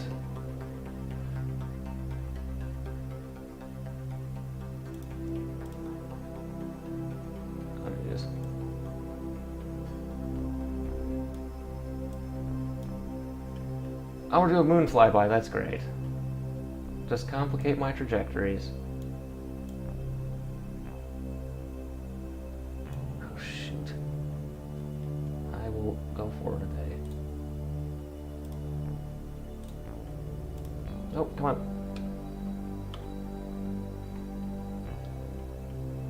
Okay. I'm not gonna hit it now, aren't I? Let's just toss this into the sun. I think it's more fun. Let's not do actual trajectories, let's just go to the sun. Because what better way to show off our speed and power than going into the sun?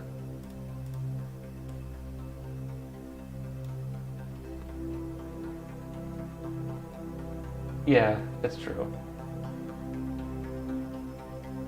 Yeah, it's whatever. If something fails on Artemis 1, it's gonna be something weird.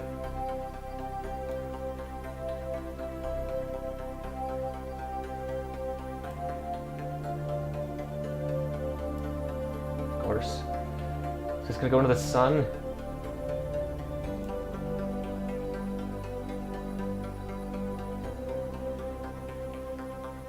Good enough. It's not gonna do that, but yeah. See, what's fun was, as I've mentioned repeatedly. Oh. Yeah. I want to go see a launch someday. So much, not this year, obviously, but in the future, go see a rocket launch. Sounds like a heck of a thing to see. Yeah. See, the fun part about living in Huntsville and working on the Redstone Arsenal is every day when I drive in, there's a row of Redstone rockets, and then you get a Saturn I mock-up. And I, of course, work next to NASA, so that's fun. Let's warp to maneuver. Whee! Oh, that's cool. Gainesville. I don't think I've ever been to Gainesville. Well, because my brother and I went to Kennedy in 2017, 2018. And, yeah, that was really cool. Because Falcon Heavy was rolled out, like, oh, maybe it could be at the pad now. It wasn't. Yeah. We drove through Jacksonville. That was fun. Now let's just light this. Let's kick the tires in. Oh, you're so lucky. Let's see. I've met 2 astronauts. I met John Fabian and I met Pam Melroy. John Fabian flew with Sally Ride on STS-7, and Pam Melroy is now the Deputy Administrator of NASA, so that's really cool. I got one up somehow. And I got to see the ICPS at the Space Station Processing Facility, and the 2 last MPLMs that are on Earth, so... Wait, no, when's it in there? One of those 2. Yeah. Space is cool. It's really exciting.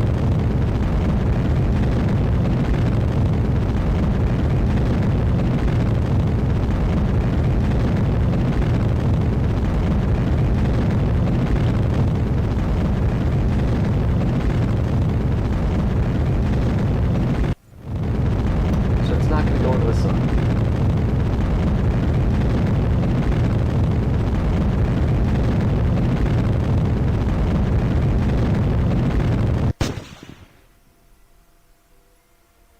Huh.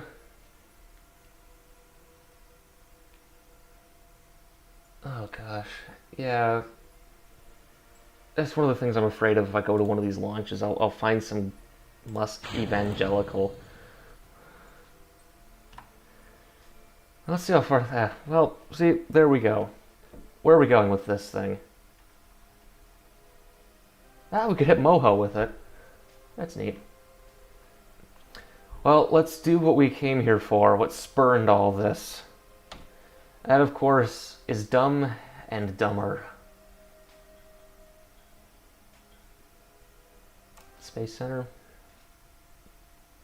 Or burp. Oh, guess I'm not. What time is it? It's 9, yeah. Let's watch these 2 videos and we'll call it quits for the night.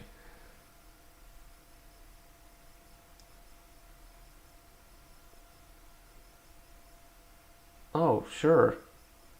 Just keep showing up. Fine.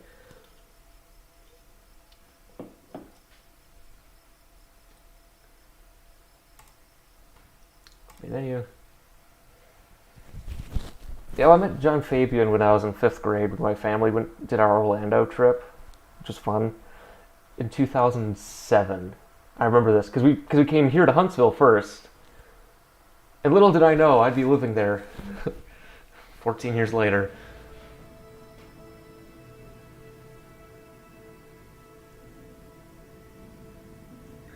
It's 4 a.m. in Austria. Oh, wow.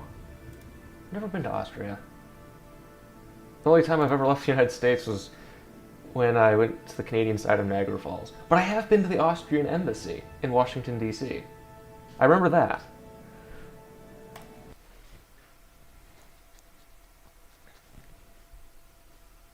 Ah! Okay.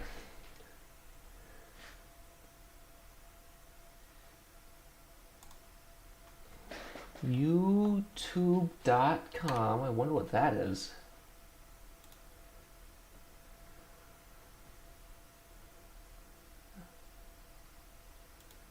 Okay. To the future. No, not to te future. To the future.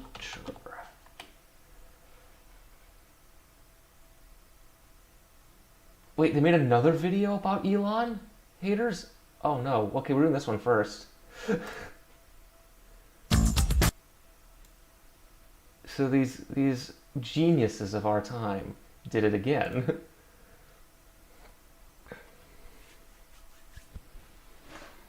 All right. Need to stretch a bit. Where am I at in the stream now? Well. So we're doing this one because I'm curious what they have to say. Then we'll do their SLS video. What actually want to do? What I actually work on? It's an aircraft. Yep. They made a movie about one of them. It went down. That's what I do. It's structures work. That's as much as I'm going to tell you. One, for privacy's sake, and because, you know. Okay, so let's see why people don't like Elon. Because I know why I don't like Elon. He stole my muffin once. Okay, let's do 1.5 times because I hate these people.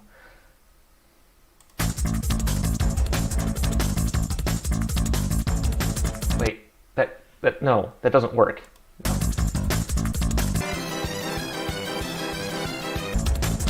Oh no, everyone who disagrees with me is an idiot. Of course.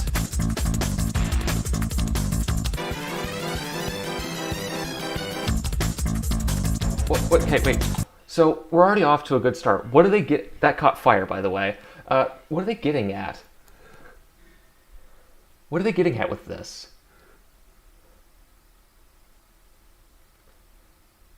And I don't know where they're going. Oh no. Again, that was, okay, that thing, I remember correctly, any idiot can do that. I could do that if I tried. Wait, let's see, if I could, or maybe the trip to the States, emergency launch. Yeah. Oh, shoot, I need my copyright SLS. Yes, the fair use. There we go. I almost, oh, thanks for reminding me. Otherwise, this would be embarrassing. Okay. We have the fair use SLS. Well, let's wait for it to catch up. Yeah, they're probably, yeah, there's something there. There's a mix of Theranos, they got some Enron. By the way, fun fact, my hometown has a federal prison, and we had Jeff Skilling in it for 2 years. It used to be a branch of the U of M. There's a joke in there somewhere. So yeah, there's a mix of that. Elon is the pioneer of new forms of things. 3. It's going in part 3. That's gonna be so long. Where was I going? What? Oh, no, I'm supposed to be in this. Oh. But he's a science denier, though. Oh, wait. Okay, Tesla bot is the clearest thing of, like a cult test that I've ever seen. It is such obvious fakery. It's something meant to distract from something else. And I'm betting it's because there's a while ago there was like revealed that Tesla was like hiring people to do social media stuff, right? Tesla bots. Just saying. Because you can't build something that like Boston Dynamics took a decade to do in a year. You just can't. And yeah. Ah yes, the phenomenon of unbridled hate against Elon Musk and against everything Elon Musk is doing, from companies to politicians to CEOs to... he also does Grimes. Wait, SLS went away again? Oh, it's because I hit the space bar. There it is. Should be there. The fair use, gosh, I almost said free use SLS, and that's something different. Okay, so I'm predicting... That is where we have the same stupid stuff again. They dumped the Evo Psych because everyone said Evo Psych's not a good thing. But it's, I don't know, let's just see. To regular everyday people. Elon Musk seems to have managed to stir up the boundless anger and hate of many people. But why does he have so many enemies, and why is this phenomenon so widespread? Well, let's try to shed some light on what's going on here. Well, I will say one of the things that got me mad was the personality cult. I did not watch the Musk SNL. I would rather stick a fork in my urethra. The reason I don't like Musk is one, he is a just annoying person. He's such an attention-seeking weirdo. He always has to put himself in something. Then it's the personality cult. That's what I don't like. Is everyone treats him as like he's the savior of humanity. There we go. The fair use SLS is there so it looks like I'm doing something transformative. So someone can accuse me of ripping something off. So... Oh, and the SNL thing was basically to rehabilitate him. Hey, it's Vadim, the old creationist cat guy, did a video. I commented on it. But yeah.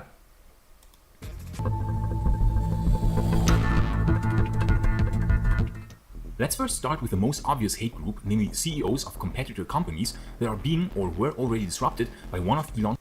Okay, here's my hot take. If we have when we have electric cars, because that looks like it's going to happen, Tesla will be a niche audience because Tesla cars are crap. You know, my last Thursday, my Ford Fusion 2016 had a recall failure. There's a bushing in it where you adjust your shifter right from park neutral drive, and it pops out. I had that fixed. Yesterday.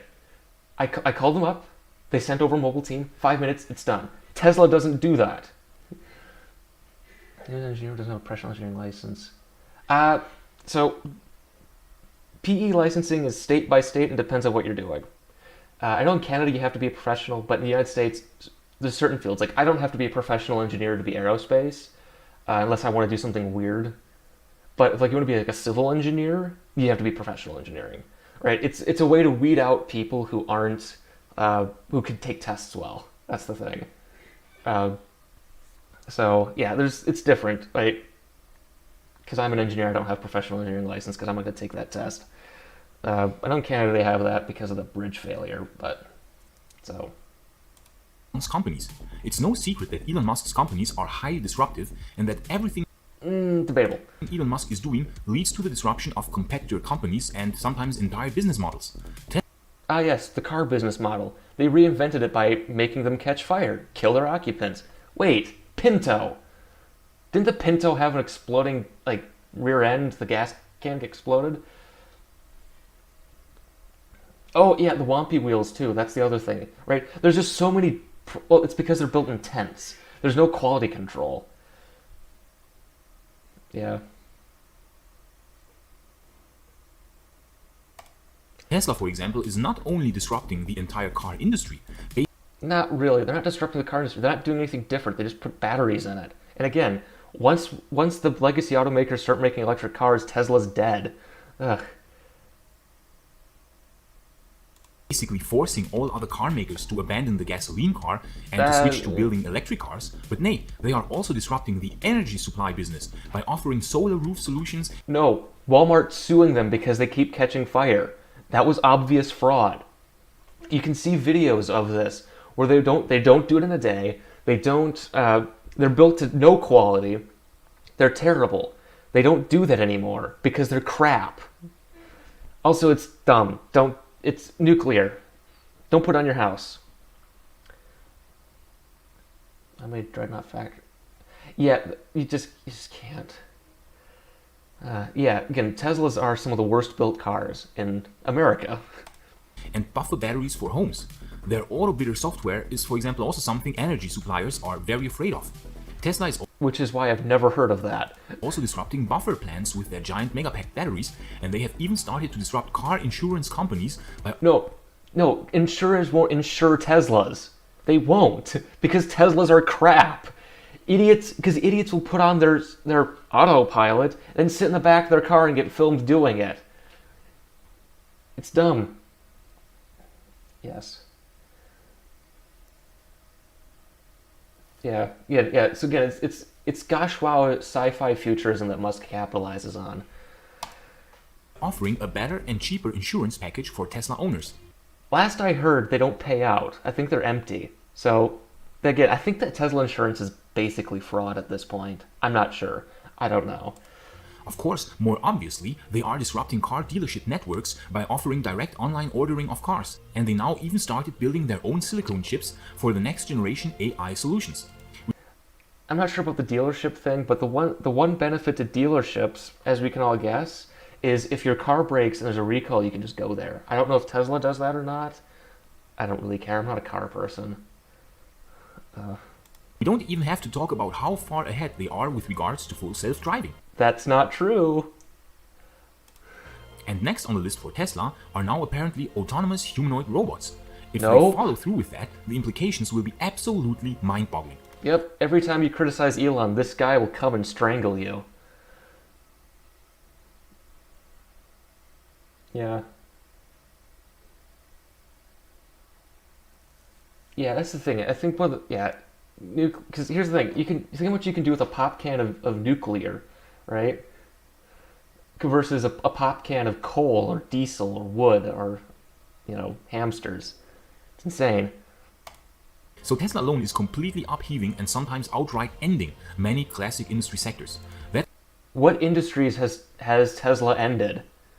They clearly haven't ended the fraud industry. That's why, of course, Tesla has so many enemies. For example, short sellers who regularly try to Oh, short. you know who some of Enron's biggest enemies were? Short sellers. Tesla and proclaim that this time for sure Tesla is going to implode, only to get their fingers burned time and time again It's like called noobs or hype. idiots, or probably both. Or Tesla being excluded from a White House event on August 5th where US This is because Tesla's in violation of the Clean Air Act. If I remember correctly, I think 11 out of the last 12 quarters, they've been just polluting and polluting. It's just insane. I could, again, the reason I don't make videos about these kinds of people is I could make my entire channel just, well, G. Schwan Sebastian made another idiot statement. Let's do that. These people are dumb. President Joe Biden signed an executive order setting a target of half of all new vehicle sales being required to be battery electric or plug-in hybrid vehicles by 2030. Representatives from Ford, General Motors, Stellantis and the United Auto Workers Union UAW were all present. And who wasn't invited? Oh well, only the biggest electric car manufacturer in the world who That's in violation of the Clean Air Act.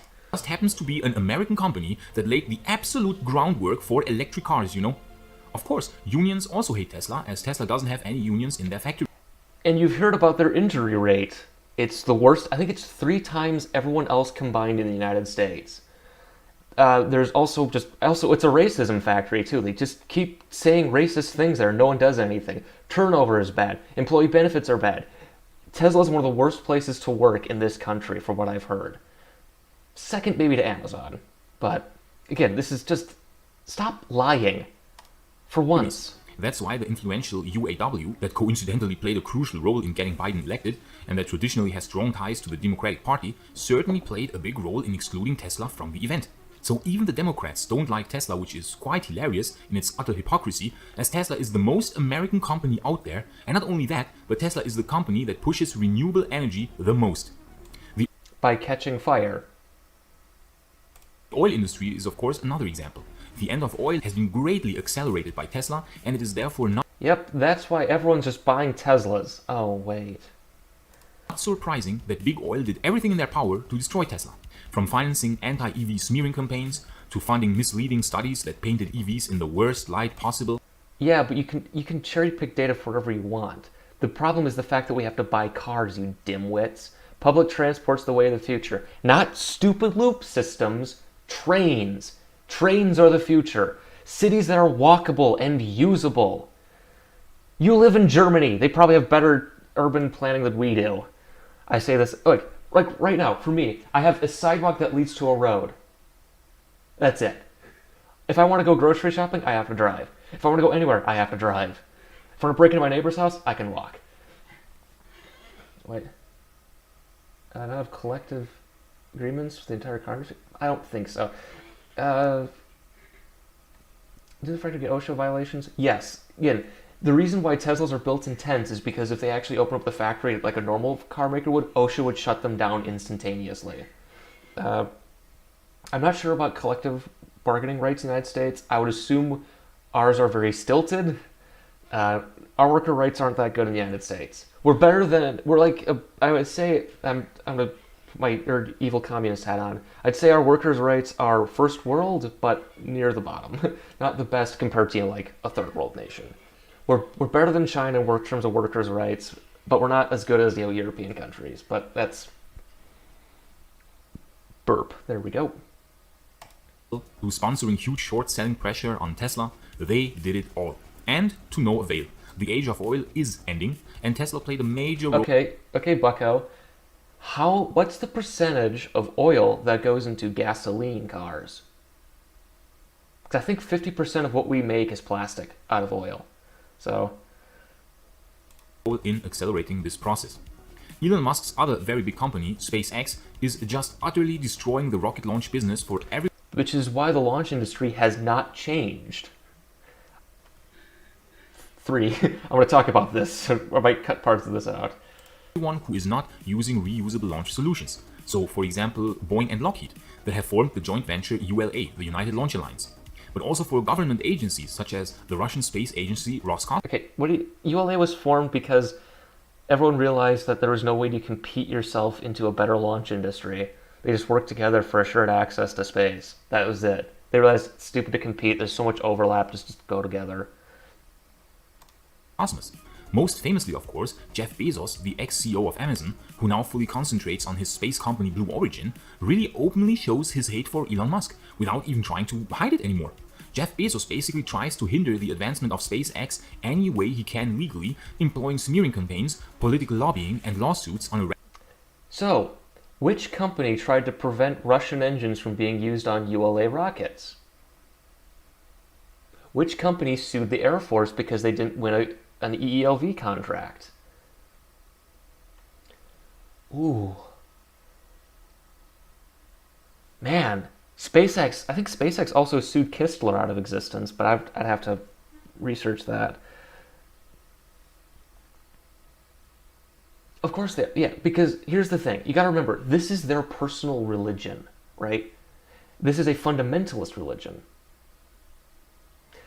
I'll answer you the second on the reusability, right? This is, so anything that's against Elon is against them, right? It's the same way, like, I know back in the day I was a neckbeard atheist, right? So I'd see all these people like, atheists just want to destroy America and kill all our kids and eat them and all that crap. And I live in the South.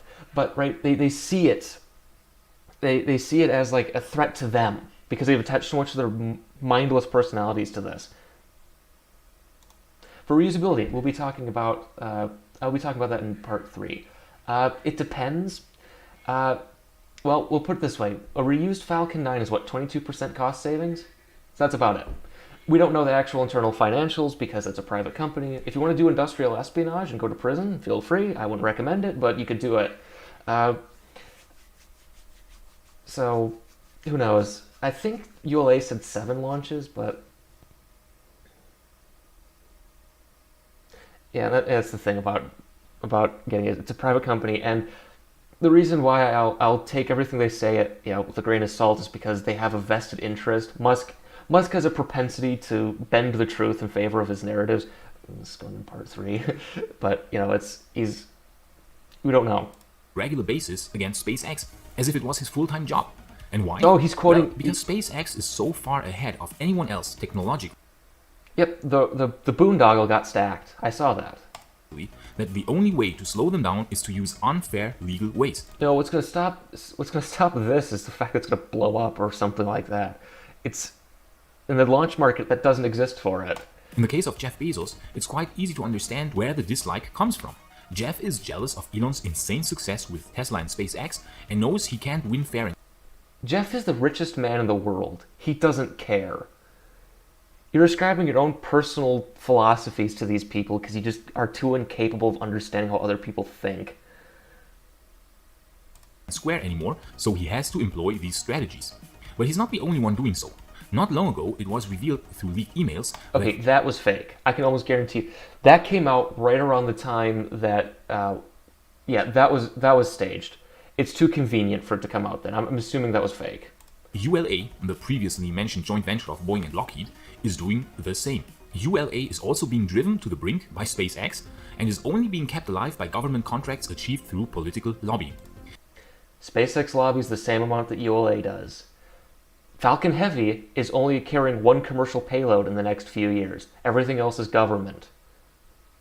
But you guys don't know that because you're too stupid to understand this. They are also trying everything in their power to slow down SpaceX. In these emails, it was revealed how ULA is employing smearing campaigns and political lobbying with politicians in Washington in order to convince them to treat SpaceX disfavorably. We talked about it in this video here.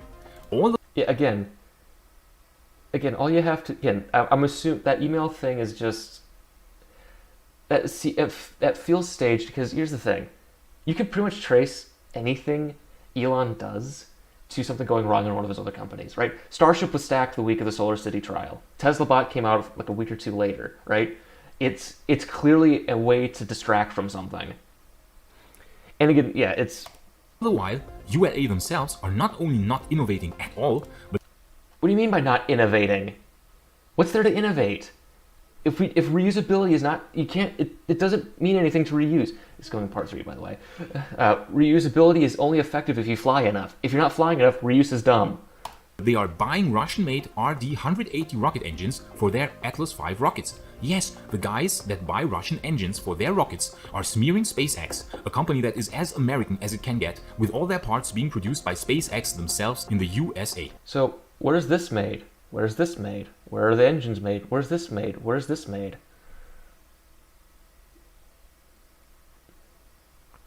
You know, I know where this factory... I've driven by the factory that makes these. The one that Smarter Everyday went to. There's a iron foundry. What's the term for it? They make metal sheets. They steel plant. I got a tour of that. Yeah, innovative is when things do go the things I like. You see the utter hypocrisy of many of Tesla's and SpaceX's enemies. Again, SpaceX has lobbied to kill other launch options. You liars. Talking of Russia, there's of course the chief of the Russian space agency Roscosmos, who is quite famous already for some aggressive remarks against SpaceX. Famously, he for example attacked SpaceX in April 2020 for supposed predatory pricing and for supposedly being subsidized by the US government. This is quite hilarious, as SpaceX has rather been fought by the US government more than it has been subsidized. Citation. Actual citation, bucko. Seems like a lie to me. Only very recently did that start changing somewhat with NASA's Commercial Crew program. Commercial Crew was like 2010, you idiot! That was 10 years ago, you compulsive liar! Jesus Christ! What is this? Yep, that's... Yeah, again, Merlin is fast track. Right? This is just dumb. American idiot, however produces the AR-15 begs to differ. Who makes the AR-15? I don't know guns. I'm not a gun person. But it's like, these guys just... The biggest tell of a SpaceX cultist is the fact that they are compulsive liars, and they will never address anything you say. They will always redirect, they will obfuscate, they will do anything to actually address what you say. Yeah, Tom is gone. And NASA's Human Lander System for the Artemis moon missions, both having been awarded to SpaceX. See the video I made. All these designs suck. However, it seems now that Rogozin has slowly started to change his stance and is even starting to warm up to Elon Musk. He recently said that millionaires in his country prefer to invest more in yachts rather than in spaceships, and expressed admiration for Elon Musk and his company. It's quite hilarious that the one warming up to Elon Musk is the chief of the Russian space agency and not Jeff Bezos or Tory Bruno, the CEOs of Blue Origin. Are you saying something against Tory? You monster? If I could dislike this again, I would. Don't say bad things about our hero here. And ULA respectively. But in these cases, it is quite clear why Elon Musk and his companies are being hated by other companies and CEOs. Because Elon's companies utterly disrupt these other companies or... What have they disrupted? The launch market hasn't changed. Agencies, and thus of course threaten their very existence. They are now forced to innovate or die. And of course... Innovate or die. That's a... Or wait for SpaceX to sue them. Of course they don't like that. Okay, but then what about regular people? There seems to be a downright Elon Musk hate bandwagon forming these days, with more and more YouTube channels jumping onto that bandwagon. And everyday people also seem to sometimes outright hate this guy. Why? Well, before we try to answer that question, What? You spent 10 minutes! I spent way longer talking about this than I should, but... What does this say? Remember it was... Yes. Because it can't be them. They can't screw up. It's a personality. It's an ego thing. I would be and this is never going to happen. Happy if you'd subscribe to our modest channel here, No. as it would greatly help to continue making such videos. No. Absolutely. Okay. No. Thank you very much in advance. Well, the answer is of course obviously that first of all, Elon is wildly successful. These people are so fucking stupid. You hate Jeff Bezos because he's successful. That's why you hate him. You hate Jeff Bezos because he's successful. He's one of the richest people in the world. See, I can do the same stupid argument. I'm really mad at these people. I just hate these people. He is not only very successful, but nay, he managed to achieve things that were considered absolutely impossible. And while doing so, he increased his wealth. Like what? Impossible things like what? Some of the first cars ever made were electric. DCX. The shuttle was sort of reusable. Again, compulsive lying. Jesus Christ. Someone did an anime Fox Girl rap of Vulcan? Oh god. Yeah, I'd love to see a Stetson on this, on Vulcan. That's next year, isn't it now? Because the engines. And fame. A company that produces electric cars and reusable rockets. These were two ideas that were deemed completely crazy and Not impossible. Stop lying. unrealistic only 20 years ago. Yet, he managed to succeed. And Wait. No. You're just lying. still goes on to achieve more and more insane feats. That, of course, makes many people envious. And then, he's not one to hold back himself. When being attacked, he always shoots back. He's not... Yes, he'll... Wait, you're defending that shit? You absolute ass... Excuse me. You absolute assholes. My god. Jesus Christ. I could say some very, in a video game type statements to these people. I hope these two don't have children. Excuse me for sounding like a eugenicist here, but holy fuck, you're stupid. Are you defending someone insinuating that he's another pedophile because he couldn't take criticism? Jesus Christ. What do the comments say? I love the guy. Liars. I want to comment. Yes.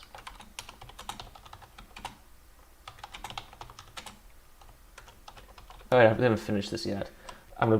They've also blocked me. Clipper subscaled prototypes and launch. Yeah, Delta Clipper did us all back in the 90s. They built it out of spare parts. There's a good book on this called Halfway to Anywhere. Someone recommended it to me. It's a good book. I mean, it's a bit conspiratorial. It says, oh, everyone's trying to suppress SSTO, but it's interesting.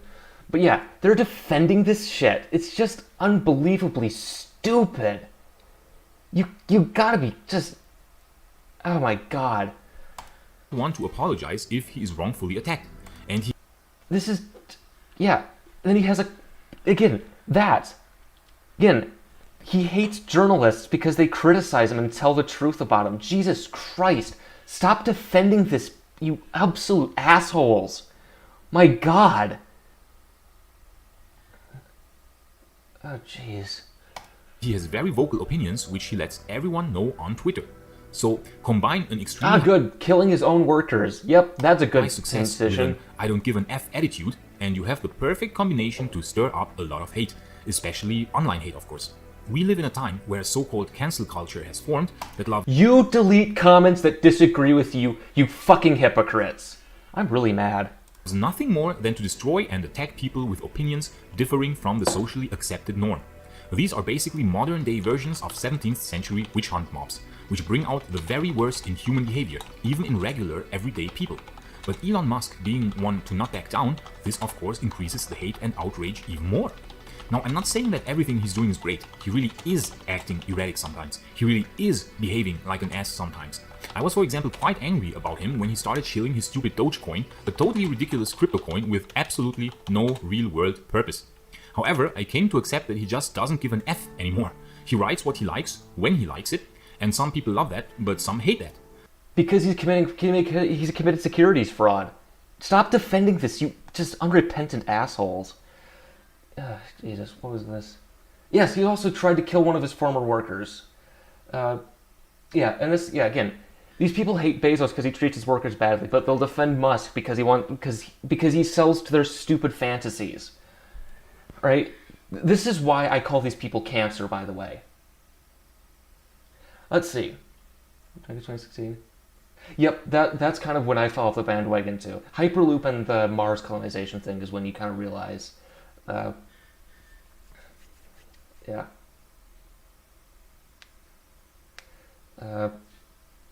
fandom spread the word? Yeah, it's because it's a personality cult, right? Someone just got bullied off Twitter today for saying something phrasing something weirdly about like Inspiration 4, and they just deleted their account because they were just harassed by this stupid cult of stupid people.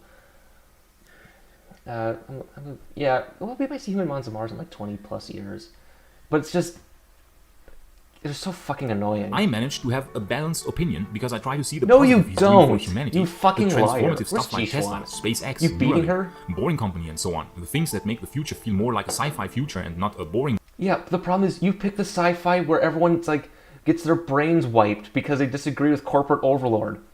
You people are so stupid you don't even understand the basics of science fiction. You're just too stupid.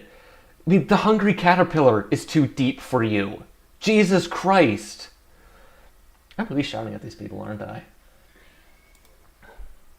One run by bureaucrats. That, in my opinion, makes up more than enough for his bad character traits. And yes, of course he has personality flaws.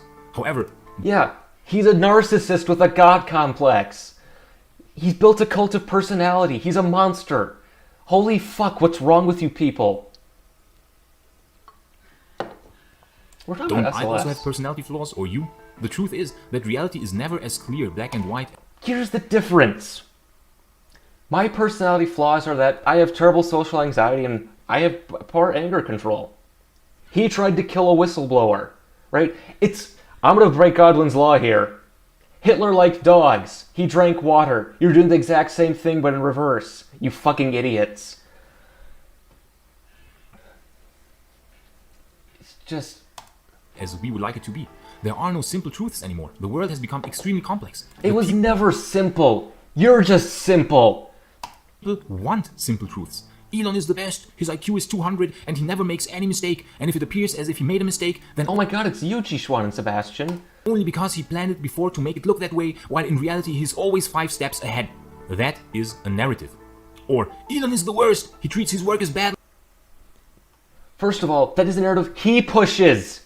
You idiots believe that because you just get a fucking life. Jesus Christ. Shows erratic behavior on Twitter, doesn't care at all about rules, and makes fantastic claims with timelines that are ridiculously unrealistic. Delusional. And he built a cult of personality. Also, a narrative, a simplification of reality. So, an extremely intelligent, wildly successful figure like Elon Musk, who just doesn't seem to care about one. They haven't said anything for an argument. At least they didn't do Evo Psych this time and do like stupid Nazi arguments, but my god. You haven't said a goddamn thing. What some people think of him, and also shows this very openly, well, it's clear that such a figure will draw the hate of many regular people upon him, especially ones that tend to be jealous of the success of others. That's However, not my as seen in argument, the you case of fucking idiot. Jesus Christ, we're gonna talk about SLS eventually. Bezos, it also draws the hate of people who are extremely successful themselves. In the end, it comes down to the personality of a person. Can Yes, get one, you fucking idiot.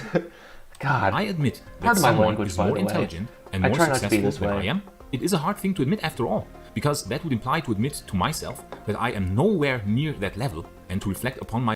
You did the same thing, Sebastian. That's why you attach yourself to Elon Musk. Because if Elon succeeds, then you get vindication for your own pathetic existence. Jesus Christ. Yeah, again, that's why Tesla bot is kind of... You know in cults, how they'll do stuff like this, where they'll like do mock suicides? That's that kind of thing. Because it's a cult. It's just... It's amazing. I love to read the sociological studies of this to see how bad this gets in like 50 years. Because what's going to happen is Elon's going to fade from popularity by the end of this decade. Or he's going to die, he's going to do something stupid, he's going to kill somebody. And he's going to be kind of... he's going to be Enron, he's going to be Steve Jobs. We're not going to kind of forget about him. It's just... we're dealing with just... It's so stupid. my life's decisions and my abilities. It's certainly not easy. Therefore, of course, in order to protect one's fragile ego, it is much easier and simpler to just degrade others who are more successful. Oh, come on, this billionaire here only got rich because he was lucky. Or, come on, this guy... He was, though. He was in the right place at the right time. It just... Also, again, there's a study that said that most CEOs, like a good chunk of them, have sociopathic traits, right? That's why you should never trust someone like Elon Musk to ever be in charge of anything, like a colony on Mars, because he doesn't see you as a person. So, you know, who's this guy? only got famous because he had good connections. And so on and so Wait, forth.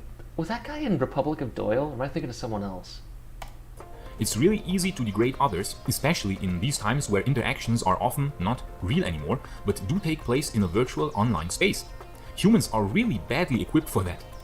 Yes, oh god. That's why people start forming personality cults around obvious, what's this hairstyle? Right? This is cult leader bullshit. It's a cult. There's no denying it at this point. If Elon asked Sebastian to jump off the Golden Gate Bridge, he'd do it hyper fast. It'd be a hyper jump. In a real human interaction, many haters would probably lose their hate if they would be able to have a real conversation face to face with Elon Musk. But no, I wouldn't. I hate him more. He seems like someone who can't stand other people and just hates them for not worshiping him. What's the stupid haircut? Again, Elon thinks he's God in some degree. It's just are you that stupid, Sebastian? Are you that stupid? I want to talk to Sebastian. I want to talk to G1 and Sebastian. I really do. Get them on like modern day debate. I'll talk to them. I want to see this. I want to see them try to justify this crap. Because it's like, what are you talking about? You don't know anything. Unfortunately, this is not possible. And then mix this together with many lies or half-truths being propagated, mix this with insecurity or ignorance, and voila. Ignorance, oh, that's a good one. You have the perfect recipe for a hate bandwagon. Anyways, these are just my thoughts, and I completely understand that one thoughts? would not like Elon. I don't think you've had many thoughts, Bucko. These are your first. You should try working on them. Musk. But oversimplifying is never a good solution, and balanced opinions are normally a better choice.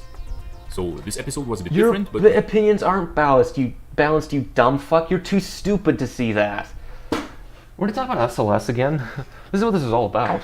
I hope you still like it. Why do I say we? Because my wonderful wife Jishuan helps me with these videos in the background. Why isn't she on your videos anymore? Did she get too much hate? I understand. Like, this actually happens. Women do get like way harassed more, no matter what you do. It's unfortunate, but it keeps happening. Get like way more like hate towards them. Like when Shannon Sterone wrote her "Is Mars Hell? Mars is a Hellhole" article, she got like death threats and rape threats and all these horrible things because of it. That's unacceptable. Don't do that.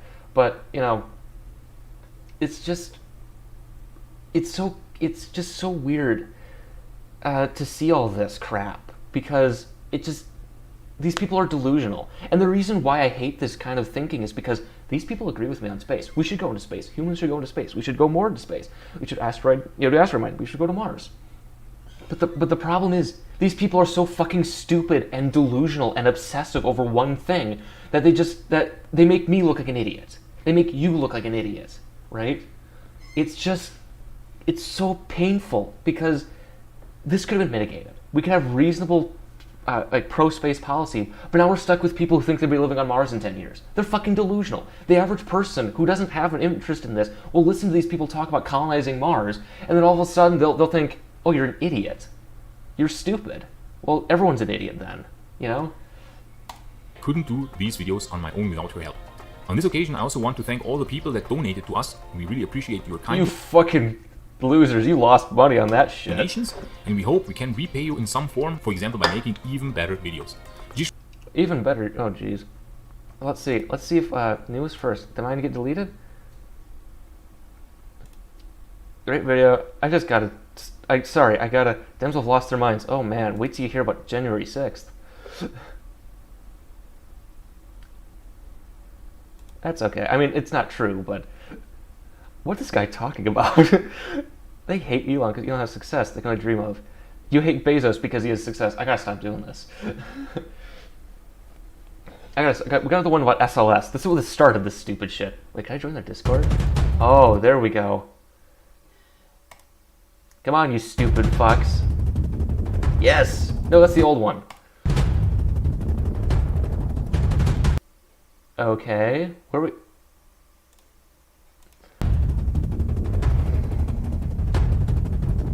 But it's not going to Leo. Yes. Yes. Congratulations. Okay. Yeah, that's what normal launch vehicles cost. Now there's some issues with timing and getting an improper funding cycle, but, you know, shit happens, right? Test articles don't work. Tests don't seem to go so well. Was someone saying something? Is Russia stepping in front of the moon? I don't know. I don't know what the Russian program. Yeah, this should be all for mankind, but then again, why have that when you can have the billionaire who tweets at 87-year-old memes? He says the funny sex number, haha, right? I mean, has he turned himself into a pickle? Because that's the funniest shit I've ever seen. I've actually never seen Rick and Morty, so I don't know. But, you know, it's a personality cult. And my cost estimates for Starship are can't say that. A new propulsion system. The biggest so going to Mars, it just depends on what your mission is. You could theoretically do like Mars Direct, sort of, right? You only need one stage. You know, you only need to go there and come back. You can build an SLS style vehicle, right, and do that. It just depends on what your mission is and how big you want to do it, right? If you want to do like an Apollo style, do Mars Direct. Build yourself a super heavy lift vehicle like SLS. You can toss 40 tons to Mars, make your cab, come down, ISRU, come back.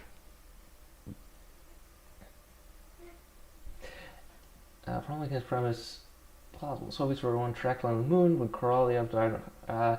Yeah, that's the big problem. So what they probably could have done was probably a super proton kind of thing. Because I know, was it Glushko?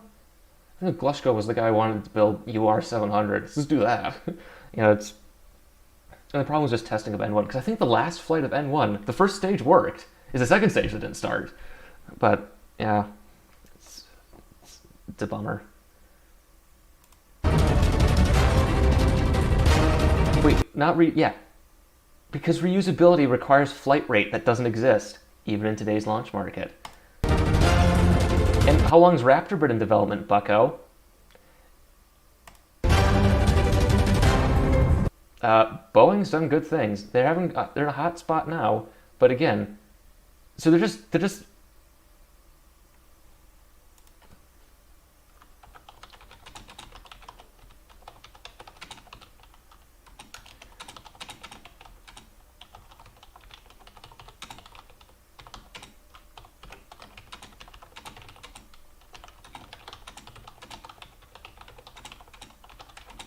I'm being mean, I'm sorry. Yeah, Nergy is good. I'll just keep this part. They'll delete this anyway.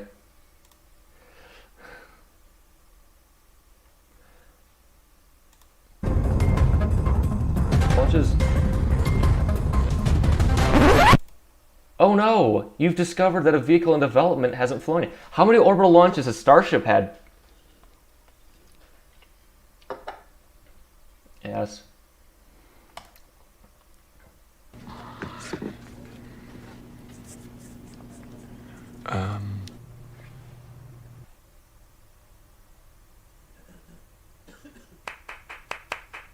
The SLS.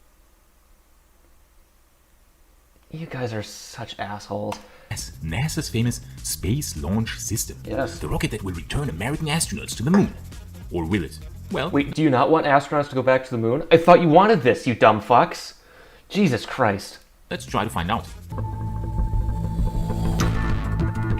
That's true, you could do that, yes. The Space Launch System was born in 2011 from the ashes of the Constellation program. The Constellation... So was, SpaceX, but you don't talk about that because you're compulsive liars. The program was called into life by then President George H.W. Bush to some mixed reactions. Ah, classic. So after the announcement, NASA immediately began work on humanity's return to the moon. The Orion capsule was created in this very same Constellation program already back in 2006. Yes, that's right, folks. The Orion capsule is now already 15 years old and has only flown to space once on an unmanned test flight already back in 2014 on a Delta. I remember that too. I went to because I watched the flight and then I went to chemistry lab. I remember that. Yeah, SLS is a great interplanetary launcher. Or a heavy rocket. And in the 7 years since, it hasn't done much. But of course, it still cost a whopping $23 billion. During the Well, it would help if we had a program that could get done in time. If you're starting in 2006, of course it's going to cost a lot of money. How long's Raptor been in development? Constellation program, work also started on other systems such as pressurized moon rovers. Some of these systems were in a surprisingly advanced state, as these recordings here show, which are already over 10 years old. And of course, during the same constellation program, work also started on the... Angry hates it? Hates what? I don't know. Hey, Ares 5. Ares line of rockets, the heavy lift rockets that would have carried humans and payloads to the moon by 2019. Yes, thank you for this. I would have never guessed. I thought it was the Poopstellation Bob rocket. 2019. When the Constellation program was cancelled in 2010 by the... Weird! You'll find a bunch of shuttle-derived vehicles in the past. You compulsive liar. Obama administration, NASA wanted to salvage as much as possible from the remnants. And when the space shuttle flew for the last time in 2011, some genius people at NASA had the idea, hey, why not combine the remnants of Constellation with the remnants of the space shuttle? Okay, bud, you're also lying. You don't know anything, Sebastian. This isn't true. There have been proposals for shuttle-derived vehicles since there was a shuttle. You can find them from like 1978. It's the earliest I found. Jesus Christ. Yeah.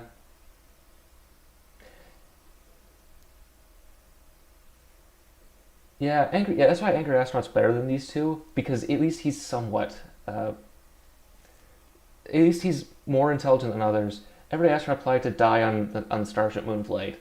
Yeah, that's kind of the thing. Here's the thing, he'd probably get on it, because here's the thing, every astronaut doesn't question Elon. He's a true believer, so... Yeah. Because here's the thing. Here's the problem. There were 3 proposals for what would become SLS. A clean sheet Saturn V style vehicle, right? Hydrogen second stage, kerosene first. That would require building entirely new vehicles, new facilities, everything. New engines, everything. New vehicle. But what we got was, okay, let's use tooling and hardware from shuttle. Hopefully that'll lower costs in terms of R&D, and then we'll make up for it, the time by having to build a new core stage and all that. Other was some commercial monster that would never work because all these vehicles are retiring in the next few years. So, yeah, it's just a mix. It's just, again, if Sebastian knew anything, he would say that. He wouldn't be lying about it, but... Hence, the Space Launch System was born. Yes. A rocket that is basically a combination of some modified space shuttle parts and remnants of the Ares rocket program. No. The only thing actually shuttle is the engines and segments of the solid rocket motors.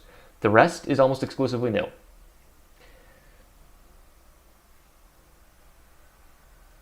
Oh yeah, I think Thunderfoot talked about that. Program should in theory save NASA a lot of money and shorten production timelines, right? Yep, and then they discovered welding's hard. Well, turns out NASA severely underestimated some key issues. Take the solid rocket boosters, for example. Developed by Northrop Grumman, it was initially thought that making them a bit longer and thus increase the thrust by 25% up to a quite impressive 29.2 meganewtons wouldn't present such a big challenge. But it turned out to be one. This required in part... Like building strapping 2 Falcon 9 cores to another one. But you'll defend that one because it's Elon. He's innovative. Complete redesign of key systems, delaying the undertaking by years and costing hundreds of millions of dollars more than anticipated. Or take the SLS core stage as another example. It was thought that using a slightly modified space shuttle main tank... Stop lying. No one said that. You're building an entirely new vehicle. Anyone who says that was just a slightly modified thing is just fucking lying. Everyone knew this. Yeah, because that's the thing. Because you gotta remember, core stage is a lot different than an external tank because it's got to take axial loading, right? It's got to take this kind of loading versus this, right? Something on the side, which is completely different. It's a completely different vehicle, right? You got to it's a new thing, right? So it's... And even the Space Shuttle's famous Aerojet Rocketdyne RS-25 engines would be a total no-brainer and would dramatically reduce development and production costs. But no, because NASA made one giant mistake. They gave Boeing the task of developing the SLS core stage. That's why. That's the problem. Everyone was running behind. Every launch vehicle runs behind. It's almost a given. Like Falcon Heavy. How long did Crew Dragon take? Your people are such liars. Boeing lately became a company that, let's say, doesn't exactly shine with regards to efficient management or innovation. But where this company... Innovation doesn't matter. ...does shine is with immoral business practices... Oh, again, stop. Again, you... Jesus Christ. This guy is too stupid for YouTube. Yeah, actually, you should weld. Welding's fun. I've welded before. I burned myself welding in high school. It was really fun. Just for example, bribing lawyers. They also shine with lobbying, with producing faulty and buggy software, both for... Jesus Christ. I heard that there was actually a software issue on the first demo flight of Crew Dragon. It's a rumor, but... And remember all those... Remember when the first Crew Dragon was blown up on the launch pad because of a valve issue that any idiot could have figured out? It's in every book on rocket propulsion. It's just... well, yeah, 20 billion is cheap compared to all these, but tell that to people who don't know anything, who are convinced that you can make a rocket for $10. It's dumb. For the Starliner and also for the airplanes, and then letting people pay the price. And they also shine with insane cost overruns and the mentality. So, if you're going to do this stupid game, remember the fact that FSD keeps killing people, that Teslas keep catching fire and killing people? You're not going to talk about that? Oh, you're going to pretend it doesn't exist because you're a liar. Of we can milk the government for billions of dollars and can get away with everything. And indeed, this get away with everything. Once again, that's why they didn't win the HLS contract. Wow. Jesus Christ. The insane delay of the Space Launch System, which already gave the SLS some... Space Launch System's been delayed by 4 years. 4 years. Quite hilarious acronyms such as Senate Launch System, Super Late by idiots like you. System, and others. We already extensively talked about what an immoral company Boeing has become in this video here, so we don't... Wait till you hear about Elon Musk's companies. I gotta stop doing this. I don't want to cover that in too much detail now, but suffice it to say that Boeing doesn't have a real interest of advancing humanity into space. They really just want to make money. That is their only goal. For example, in 2019, it was revealed that Boeing was... Wait. Eric Berger is like... Asking Eric Berger about SLS is like asking Kent Hovind about evolution. Hindering the development of orbital refueling technology and orbital fuel depots because this was conceived as a threat to Boeing's dominance, as it would have allowed less powerful rockets from competitors to send payloads beyond low Earth. So why isn't SpaceX developing for Falcon 9 then? Orbit, even to the moon. And this was just one example. So back to SLS. What has Boeing achieved with the SLS since 2011? Well, in the March 2020 report of NASA's Office of Inspector General, it has been estimated that the total SLS program costs were to be as high as $18.3 billion by late 2021, increasing to as much as $22.8 billion by the time Artemis II will launch. Yes. So Boeing already received a nice $20 billion. No, they didn't. For a rocket that hasn't even flown once. So yeah, taking a space shuttle main tank and the space shuttle RS-25 engines and building a new core stage was too much to ask for poor Boeing. Jesus Christ, do you not know anything? He doesn't know anything. Jesus Christ. It took them 10 years and $20 billion to assemble it. Oh, and a quick insert, I wouldn't be too sad if you'd subscribe, you know? It would even make me a bit happy, so thanks a lot in advance. Now, if you watch our older videos, but beware, cringe alert, we actually predicted... Oh, you haven't changed. ...many times that it would be very likely to see SpaceX reach orbit with Starship... That's not happening until the environmental review is done. Until they actually build this thing. Again, I don't care. Also, I won't qualify... If you want to... Hey, you want to rewrite history to make it so you want things to go your way? It doesn't count. It doesn't count till it actually goes to orbit. Not once around, nope. ...and Super Heavy before the SLS would. Of course, we got brutally bashed by die-hard SLS fans, but now it looks more and more as if our prediction will actually be confirmed. The Starship and Super Heavy started... Here's the difference, though. When SLS flies, assuming nothing goes wrong, it's operational, it's ready. Starship has a long way to go to be ready, but then again, that would require you to understand this subject, but... Real development as late as 2018 in Boca Chica. Yes, folks, it's only been 3 years since we could start to witness SpaceX building stuff publicly for everyone to see at Boca Chica. Feels like a lifetime. Yeah, and they're pumping water into the wetlands that they shouldn't be. They've been in violation of the road closure agreements. They littered the beach with debris that are damaging the natural environment. But it's okay. The ends justify the means. It's really only been 3 years. And look how far they have progressed in that short period of time. That's what a company looks like that really wants to reach space and really wants to make humanity a multiplanetary civilization. Making life multiplanetary is a dumb idea at this point. Anyone who talks about this doesn't know anything about the subject. And it looks as if Starship and Super Heavy will have its orbital flight debut still this year, whereas the launch of Artemis 1... Nope, that's next year. will very likely slip to the spring of 2022, even to the summer of 2022, as some sources at NASA told Ars Technica. Nope. Again, you're asking Eric Berger, who is never told, who cannot tell anything positive about SLS. When Artemis 1 happens, yeah. Well, yeah, it's because you got to remember. This is, again, I'm going to give you examples because this is what I can compare to. Remember, neckbeard atheist days. This is like conservative Christians complaining about minority of atheists, right? They're complaining that anyone who disagrees with them is distracting them, attacking them, destroying their livelihoods. And again, Eric Berger is not to be trusted. As written in their latest article on that subject. And when was it intended to launch the first time? In 2017. That's right. The SLS was supposed to launch for the first time already 4 years. When was Falcon Heavy supposed to first launch? Wasn't Starship supposed to be orbital by now? Weird. Years ago. And by 2022, it will be 5 years too late. If it had launched in 2017, it maybe still would have been an impressive event. But by 2022, come on. The SLS is a relic from a time where rockets were non-reusable. How many reusable rockets are there today? Sort of one. It's just annoying to deal with people who are so pathetically stupid, and it's got this many views. Expendable and insanely expensive. It was never meant to be reusable in the first place. Because reusability is nonsense if you're not going to fly it enough. The trajectory makes it impossible to be reusable. If you knew anything, you'd say this, but you don't know anything. You're an idiot who has no life whatsoever. You're projecting this onto Elon because if you actually realized how worthless you were as a human being, you would cry in a little ball instead of doing something like an adult. Jesus Christ. Because SpaceX showed only in quite recent history that reusability was even possible. And it is also a but economically, in the air. Because of the old way of how it is being built, namely by the old aerospace contractors like Boeing, Lockheed, Northrop, and Aerojet Rocketdyne. This is classical old space contracting, which is extremely... You're just saying things. It's just one of the weirdest things about all this, by the way, I see this a lot online with young people, is they'll know how other people talk in the past about like different things, and then they'll just adapt how to talk, but they don't understand what any of it means. Oh, Sebastian's just stupid. He doesn't know he's being disingenuous. He's a true believer. He's an idiot. He actually doesn't know anything. He's in a cult. He's too stupid to know this.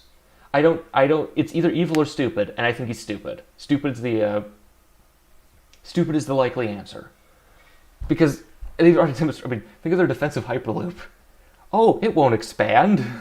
Stupid. Inefficient, as these companies are used to NASA's slow development timelines, delays, and cost overruns. They actually even came to expect it. Because what better way to increase one's contract money and thus revenue than to deliberately prolong development? Oh, so now you're just lying. You're just making conspiracy theories. They did this intentionally to get more money. You are honestly disingenuous. You are spreading misinformation. Is Astro Kiwi watching? I think she's defended them at some point. Nope, guess not. Kiwi, if you're watching this, if you ever watch this, these people are liars. They are compulsive liars. They are disinformation agents. Do not defend this. It makes you look bad. If you'll defend these kinds of idiots, and these people are idiots, you just don't defend these idiots because they're lying. These people they are just spreading misinformation. Timelines in order to milk more money out of NASA for a longer period of time. But now SpaceX changes that whole old school space contracting. Are they going to say the $2 million per launch figure? Enrichment scheme. SpaceX brings in a totally new dynamic that will... Yep, by building a cylindrical rocket that flies on a ballistic trajectory. Wait. Fuck. That's the same thing. Completely disrupt this old way of building rockets, which is being kept alive by corrupt politicians who have strong ties to Boeing, Lockheed, and these other... Who's lobbying Congress too? SpaceX. They do this. If you weren't a liar, you would know this. Old aerospace companies. Because they secure jobs in their respective states, and thus securing jobs means secure... This means we should get rid of roads? Because, states build those. It's just... Bring votes for the next elections. However, what they fail to see is that yes, SpaceX will totally disrupt this whole scheme, but in the How? How will they disrupt it? There's no market. It's a boondoggle. Sebastian doesn't understand that because he doesn't know anything. process, it will create an insane amount of new jobs. Every time old industry Like what? Doing what? Cleaning up explosion debris? Harassing people online for questioning Elon? That's the new jobs? Any asshole can do that. Bezos, you can pay me. Remember try size SpaceX? Yeah. Well, but you gotta remember though, Musk, good. Everyone else, bad. It doesn't matter what. Musk is always good. He can't be wrong. industries are being disrupted, and old jobs vanish. Many more new ones are being created. Therefore, What jobs? No, they're not. You hear about the fucking aerospace depression of the 70s? Jesus Christ, you don't know anything. I keep saying this. Make pro-Musk conspiracy theories to bolster arguments that transpire. Very cultist. Yeah. Well, it's because it is a because here's the thing. This is the thing. This is my conspiracy theory. Musk early on realized that he couldn't defend his ideas, right?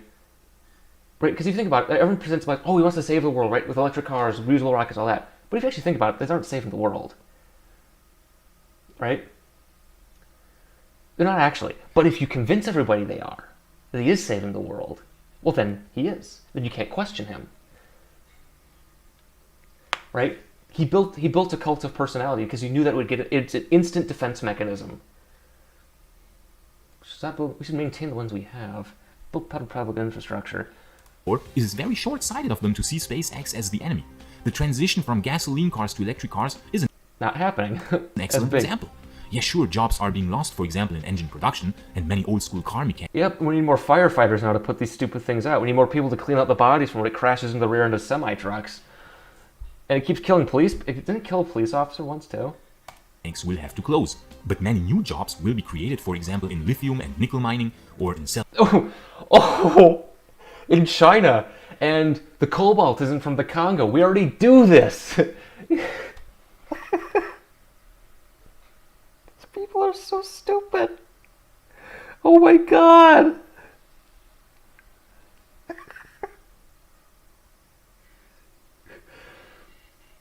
Make sure that that's in the. Let's just make sure that there's in the chat doesn't become an anti-Musk cult. Well, it's too late. I am to save humanity. We're gonna build big dumb boosters, and we're gonna colonize. What's the one asteroid with rings? Charilko? I'm gonna do that. I'm gonna save the world. Yeah, Tesla. Yeah, Teslas also get distracted by a lot of things. L. Ron Hubbard. L. Ron Hubbard, probably Steve Jobs, and I think for some people like this is it's kind of natural to them. Gotta remember, people have these kind of natural abilities to do these things, and it's Musk. Oh, I don't think he had any involvement in the coup. I think he's just being an idiot. But yeah, the coup in Bolivia thing is weird. self-driving software, in AI, advanced robotics, in battery manufacturing, and many others. So companies like Boeing that cling to these old ways and Ah, yes, which is why they're going out of business because Elon Musk now builds planes. Wait a moment.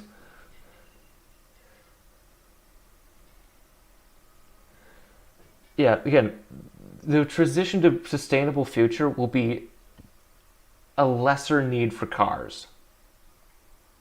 politicians that even support this inefficient behavior really fail to see the bigger picture here. What's the bigger picture? What's the bigger picture? SLS is a remnant of the past, a time where such delays and cost overruns were normal. Again, Falcon Heavy, Crew Dragon. Remember the mission to the moon that was supposed to happen 2 or 3 years ago on Falcon Heavy? That never happened. Remember Red Dragon? Never happened. But that doesn't count because Elon did it. It was his genius. Genius of our dear leader. It's crystal clear why NASA has never been able to return to the moon after 1972. It's called lack of political will. With this inefficient method of contracting, No, it's just lack of political will. No one's interested. it would have really surprised us if NASA would have managed to pull it off. But now, Oh, so now NASA is evil and can't do anything. So, again, do you want to go back to the moon or not? Do you want to go back to the moon or not? Because it seems like you don't want to do this because it's the thing you don't like involved. Holy fuck. Even I was charitable when I talked about HLS. Now SpaceX is totally disrupting this dynamic, and deep down in their hearts, the people at Boeing, Lockheed, and ULA, Northrop, and so on, know that their days in the rocket business are numbered. So you want a monopoly. So monopolies are okay when it's the thing I like. It's, again, evil or stupid? Stupid. This guy's just is too stupid to understand what he's saying. I would be surprised if he knows how to make videos. I think he just rambles. Sure, they would never admit it publicly, but the only chance they still have is to block, sue, protest, and hinder SpaceX just like SpaceX has blocked, sued, and hindered anybody else. Again, the original COTS contract went to Kistler. Remember them? any way they can, which they are, of course, actively doing all the time. They have strong lobbyists who hinder SpaceX's progress. SpaceX has lobbyists too. Any way they can. See the constant barrage of lawsuits by Jeff Hu, for example. Okay, everyone does lawsuits in the industry, by the way. His lawsuits are kind of baseless, but I don't care. Again, it's Jeff Hu. You people are so stupid. Get out of a cult. Having retired from Amazon to pursue a full-time career of filing lawsuits against SpaceX. Stop doing that. It's okay. I'm gonna be political for a second. Remember after Trump got elected or became like the big prime Republican candidate, every like Republican asshole that tried to ape his style of tweeting, right? You remember that everyone tried to ape Trump's style, which you can't do. Trump is Trump, right? And everyone tried to copy his way of speaking. This is the same thing. This guy has no personality. If I were to ever talk to Sebastian, I think I'd be talking to a robot. I talk to someone who has just no personality, isn't just incapable of thinking of anything else but Elon, because he just has no life. That's why he absorbed this stupid shit. It's scripted? I mean, my stuff is scripted too. As Elon jokingly but correctly wrote on Twitter. Or the Of course, the holy book. ULA's shady anti-SpaceX lobbying practices that have recently been exposed via leaked emails. We talked about Again, it in this those leaked emails are probably fake. They're probably a disinformation campaign by Musk. Here, which fully confirms that SpaceX is being regarded as the absolute enemy of Boeing and Lockheed. So, this latest SLS delay doesn't surprise us the least. Starship and Super Heavy will have more payload capacity than the SLS.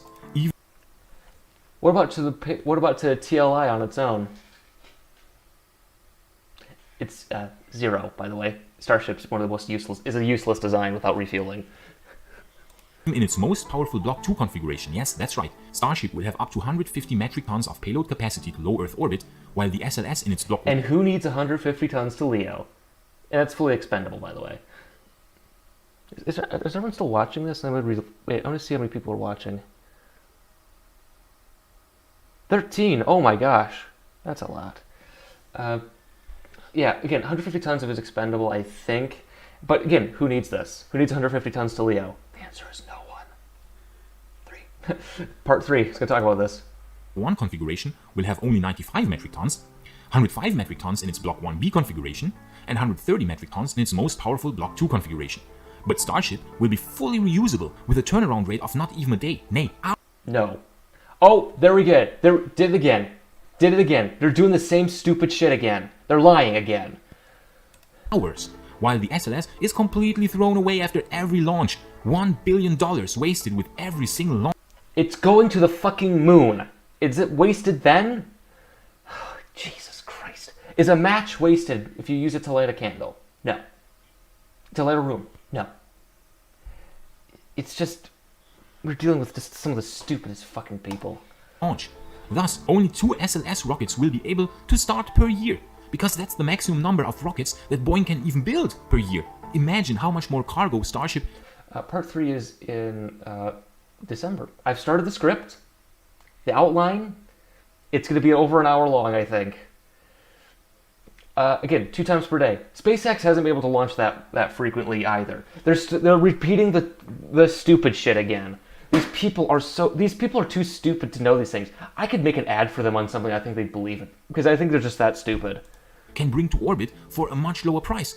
Starship and Super Heavy only need to be refueled and can start again. Nope, that's never going to happen. Name one thing that you can do with that.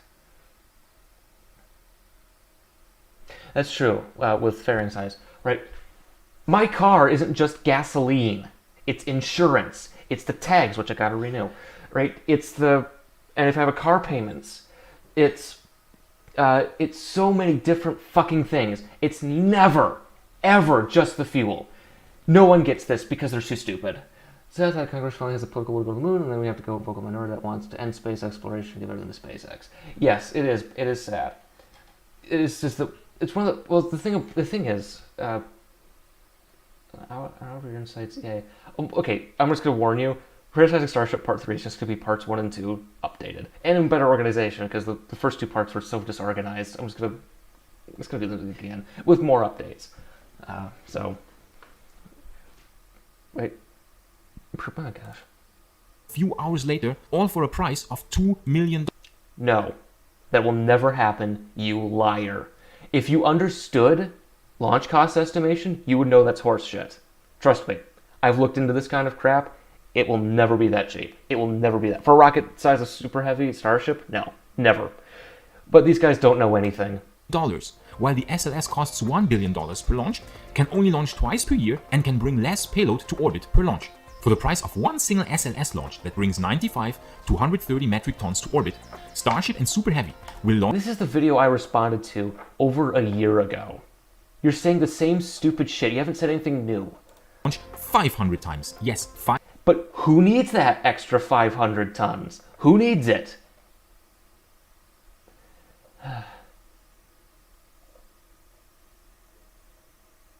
Yeah, again, I do think half of what Musk does, like the personality cult, is just him manufacturing it. I think it is online work. The other half is just people who are stupid. Right? Again, I'm going to talk about Trump again. Right?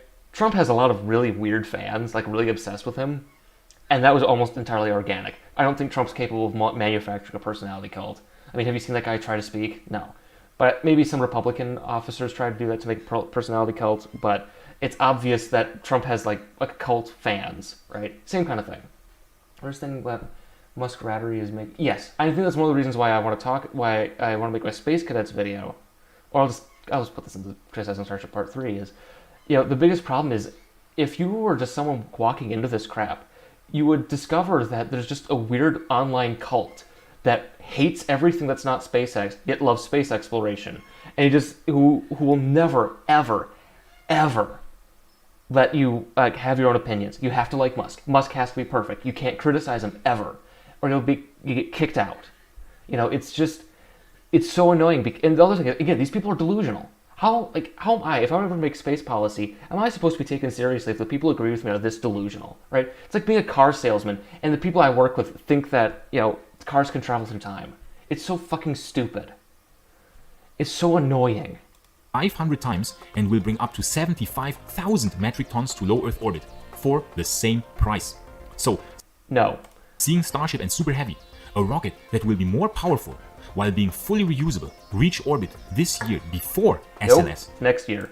Will send very strong signals to Washington. Sure, Boeing and Lockheed will of course mobilize their army of lobbyists to keep SpaceX's lobbyists too. Which are sub-buildable engines? Methane does. It depends. We'd have to see because no one's built a methane engine of that complexity. I know it's cleaner than kerosene, but I'd have to dig into that kind of stuff. I don't want to because I'm reading about space guns and Percheron. So but it's just there'd probably be. I know there's probably water left in it too. Keep the money pit of SLS alive for a few more years. But at some point, even the most corrupt politicians will have no choice than to abandon the SLS and again, this is just fan fiction. Go masturbate somewhere else. Embrace Starship and Super Heavy. The US Air Force and Space Force is already doing so. Cautiously yet, but their latest... Oh, see, they're taking this as a sign that it works. No, what they're doing is they're saying, hey, we'll see if this works. And if it does or doesn't, we'll see. They have, again, one of the benefits to having basically a blank check to do anything is you can do anything. They are quick in assembling tanks. That's true. But the question is, can they survive? Can they actually perform a mission? How long do they last? Study of using Starship as a cargo transporter for fast Earth-to-Earth transport. But isn't cargo up here? Helicopters are better. Sorry. Already shows how interested they are in the groundbreaking capabilities. They're interested in anything. They'll investigate people who think they can get armies of cats to do their bidding. They'll investigate anything to see if it works or doesn't. This doesn't mean anything. Of Starship. SLS of course doesn't even allow for such a use, as it cannot land again because we... Do we need it to land again? No. Jesus Christ, you people are pathetically stupid. So it's being destroyed after every launch.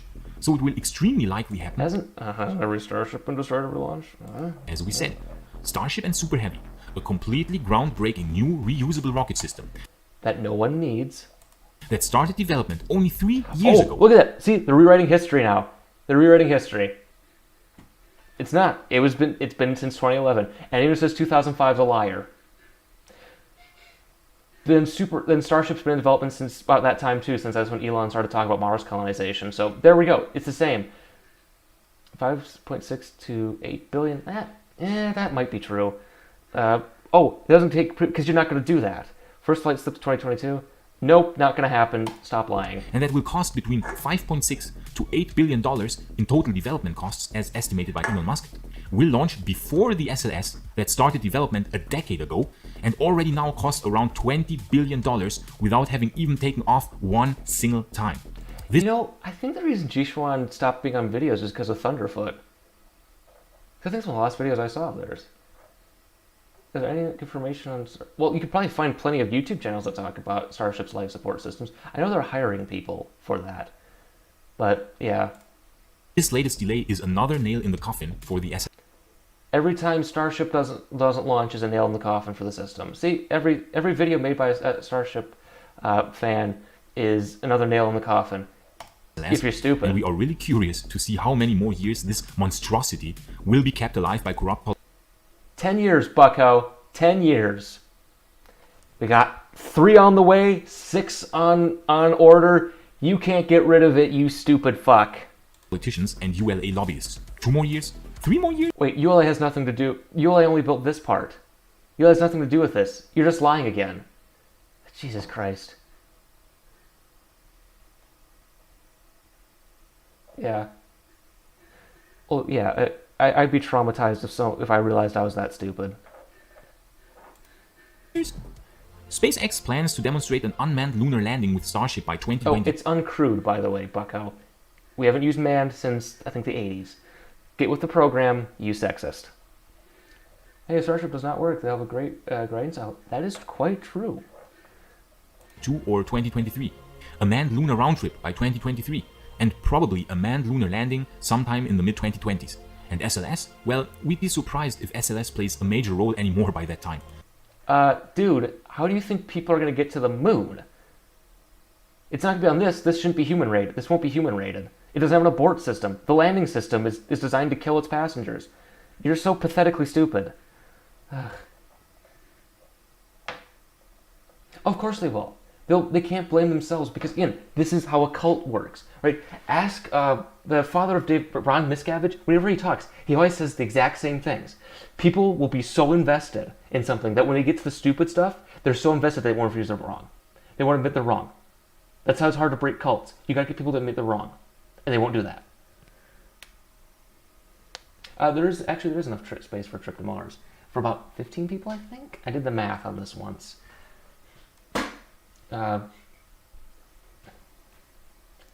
But yeah, again, despite politicians desperately trying to keep it alive. So yes, we are very sure that American astronauts will return to the moon in this decade and do the other things, but not with the SLS. Where do you think they're going to get to Starship, you dumb fuck? You're so fucking stupid. They will use another system. Don't get... Why? Why would we put people on a system that has no abort capabilities? It's designed to kill its passengers, you fucking idiot. Is on a space... I already saw this, never mind. Get us wrong, the SLS would have been a great rocket 30 years ago. I would have been delighted to see SLS take off in the 90s. But now, with No, you wouldn't. a company like SpaceX showing what can be done in a much shorter period of time with much less money, For a vehicle that no one needs. these SLS delays are getting more and more ridiculous. Anyways, folks, that's all for today because too much ranting isn't good for my blood pressure. Let's Tell me about it. Also, no, never happening. Has my comment been deleted yet? Yes, thank you, critical thinker.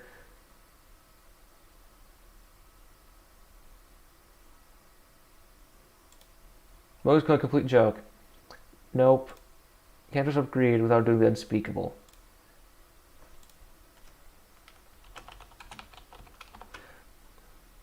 I had to. I'm sorry. No, actually, no. It's crude because if you think about it, it's crude. I like your videos. If you don't, sorry, I have to do this. Okay. Now let's do angry astronaut. So oh my gosh, look, outrag. Angry astronaut. Now, what stupid things has he said recently? Nuclear starship. Oh my god.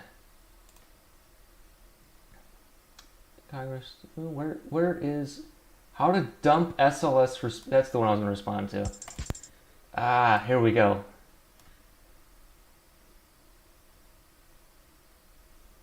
Were they going to launch 12? That's a good question, isn't it? Were they going to launch 12 starships? I don't know. Okay, so now we're doing angry astronaut. Oh, gotta be cool. Gotta be cool to be angry astronaut. There we go. Okay. Wait, this is part 2? There's a first part? How stupid can you get? No. Okay, so I think oil platforms might be their plan, but I don't know. Again, is everyone cool? I haven't gotten cool yet. I've gotten cool. Okay. Alright, so let's do this. Got the fair use SLS. This is the Angry Astronaut, and welcome to our 10 million view episode special. Oh, so that's depressing. this is part 2 of this particular episode, and if you haven't seen part 1, then I recommend that you go back and check that one out before you watch this one. But nevertheless, if you are watching from the first part, welcome, and let's go ahead and start talking about SLS. Hey, he said he's moving to the UK? Why would he do that? I don't know. I don't get these people. I mean, I would probably have to move to Zambia, but that's just me. In a manner that I'm more familiar with, rather a manner that's going to start slamming on it and criticizing it and ranting against it, as opposed to speaking about it respectfully, because after all, it is a wasteful and outdated method for us to be going back to the moon. And Oh man, this is going really long. This is going longer than I intended. I want to finish this video, then I'm gonna stop. we need to get away from this thing as rapidly as we possibly can, and I think we're pretty much all. Yeah, and again, we're clear on the SLS delays. Pretty much what's left, right? Because you gotta stack the Orion. That's gonna be stacked. Then we're gonna roll it out. We're gonna do a wet dress rehearsal. Then roll it back, make sure everything's all good, and roll it out and fire it. Alright, skip ahead. Oh, because he's making his stupid. Wait. All in agreement on that. But as I suggested in the previous episode, we're stuck with it. We don't have an option as far as Starship is concerned, That's at least true. not an option that NASA is ready to accept. No, there is no other option that could be crew rated as an efficient launch system. Why is my phone vibrating?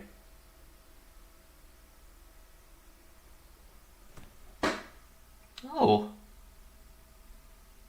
Some harlot on Tinder smashed the like button on me. I'll have to find out who that is. Maybe she wants to see my pintle injector. Things become axiomatic through repetition. Oh yes, again, cult. He's American Suburbia all the way. Yeah, again, I mean, that's not the best thing. Suburbia seems to breed psychosis. I'm going crazy. I live in Suburbia and I'm going crazy. In spite of the fact that this expendable rocket is going to run about $2 billion per launch, Nope. and despite the fact No, only the first one. Because it's the first one. The next one will probably be at around probably $1 billion or under. First rocket for anything is first one's always most expensive, right? The first Ariane 5 launch was $500 million a launch, and it blew up. But yeah, the first one's always the most expensive because it's got the most crap on it. It's always also why you never want to fly in the first one because it's the one that's going to break first. Yeah, well, again, personality cult. Okay. Every bit of it is going to be wasted except for the Orion capsule, which, Wasted, though? by the way, is about the only thing that isn't made by Boeing on this thing. In spite of all of these drawbacks and this incredible expense that simply is not sustainable, NASA is unlikely to look at anything else because this rocket has an abort system, a traditional, old-fashioned method of the crew escaping from any sort of disaster alive, which is something the shuttle did not have, something that Starship does not have, and so therefore they are highly unlikely to take a risk on anything that doesn't have this feature. So Starship is pretty much out of the equation, right? Yep. Right? Well, not necessarily. No. You see, in spite of the fact that Starship has now been accepted as a viable human landing system by NASA, and it's going to have a life support system and everything else that's necessary for astronauts to survive a visit to the moon, NASA doesn't trust this rocket to take its astronauts off the surface of the planet through the atmosphere, and probably more importantly, re-enter safely and that extremely difficult landing that I sometimes call the Starship suicide dive. So I can understand NASA's position on this and the fact that it's probably not going to change anytime soon, but there is a way to use Starship all the way from Earth to the moon and back without having to go through these difficulties. And there's also a way to integrate other partners into the solution to make things even easier and to eliminate some of the logistical problems that Starship presents, namely all of that on-orbit refueling. Now, it doesn't completely eliminate orbital refueling, but it does reduce it substantially and make using Starship a lot more viable in a lot of different ways. How can I come up with the same conclusion I did with Lunar Starship? That'd be hilarious. Oh, which one you swipe? I don't know. It's I am now the emotionally compromised astronaut. Judging by if you've watched my earlier the stuff earlier tonight, I've been really mad. So I've been angrier than this guy. Ugh. All of this be accomplished? My name is Jordan Wright. I was born in the Hi, Jordan. I'm Paul. So there. same year that the human race took its first steps on the surface of another world, and then we promptly betrayed those people's legacy by never going back. But now, well, go piss on Nixon's grave then. It's his fault.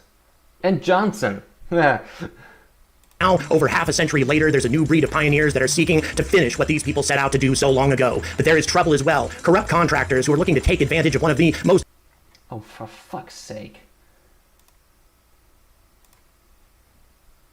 underfunded departments of the U.S. government and an unsustainable plan that is doomed to cancellation as the Cancellation. Bucko, it's built. It's gonna fly. Gateway's being inked. The contracts are inked. It's going. It's being built. All that's left is HLS. I've already said this. Because, you know. Apollo project was. Something has to change. So it's time for commentators like me to stop being polite and start getting angry. Yes, let's be emotionally compromised to talk about space travel. Oh my god. I do need a drink. Rude behavior.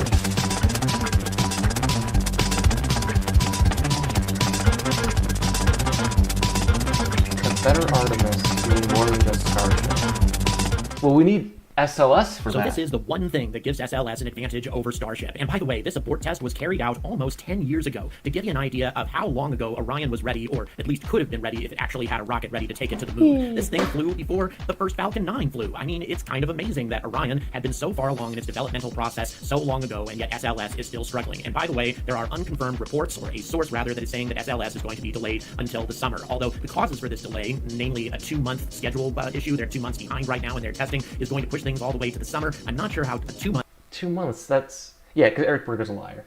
It's Congress's fault. They started cutting the butt. Yeah, again, everyone blames... everyone blames, oh, we just didn't... Yeah, because we weren't interested. We had Vietnam. Nixon was a Republican coming into a former Democrat world. It was a change. He didn't want to he wanted to do something different. He wasn't interested. Hi, Randy. Yes, I got your... I did get your emails. I haven't looked at them yet. I've been busy shouting at people on the internet. Month delay turns into a 9-month delay, but in any event, that is what one source is reporting, although other sources are reporting something else. Regardless, if this is true, then it really starts presenting serious issues. If SLS turns into Starliner Part 2, then Artemis is in serious trouble. However, in my opinion, it's going to be quite some time before NASA is comfortable enough to allow Starship to be the 100% solution for going anywhere. This thing does not have this kind of traditional abort system, very much like the shuttle. And even though it may be way more reliable and not have as many points of failure, blah, blah, blah, NASA is still, in my opinion, not going to trust it. Not without some kind of backup to allow the crew to escape. And by the way, the escape tower is perfectly viable no matter how big of an explosion it needs to escape. When N1 exploded during its second unsuccessful launch, in spite of the massive blast, the escape tower got away. And if there had been a crew on board, they probably would have survived. As a matter of fact, there are unconfirmed reports and rumors that there actually was somebody in that capsule when it exploded, and they did survive. Who knows? Now, there are other issues with Starship that make it a bit problematic as well, particularly the whole on-orbit refueling thing. If you're dealing with a crew that's trying to get to the moon in a narrow launch window, and you're having problems with on-orbit refueling during the process, that could delay the entire launch long enough to where it's no longer practical to go. Perhaps solar storms become more active if you wait too long, those sorts of things. And here's another factor to consider. Starship is going to have over 1,000 cubic meters worth of pressurized space, enough room for dozens of astronauts. On top of... I've done the math. Not, I think at most 25? Wait, because I think what astronauts needs, like, can't see anything. So, like, I think for, like, a long-duration space flight, it's, like, 25 cubic meters. So 1,000 divided by 25, that's 40. Yeah, I can carry, that's a lot. But again, what would you need this crew to do? What would they be doing in space? Obviously, you can't come up with that because... Of that, it's going to be able to carry 100 tons worth of payload, and yet not one Artemis mission before 2030 involves the use of any more than 4 astronauts. I mean, isn't that kind of overkill? This is... Because you have to do stuff on the moon, you want to reduce risk.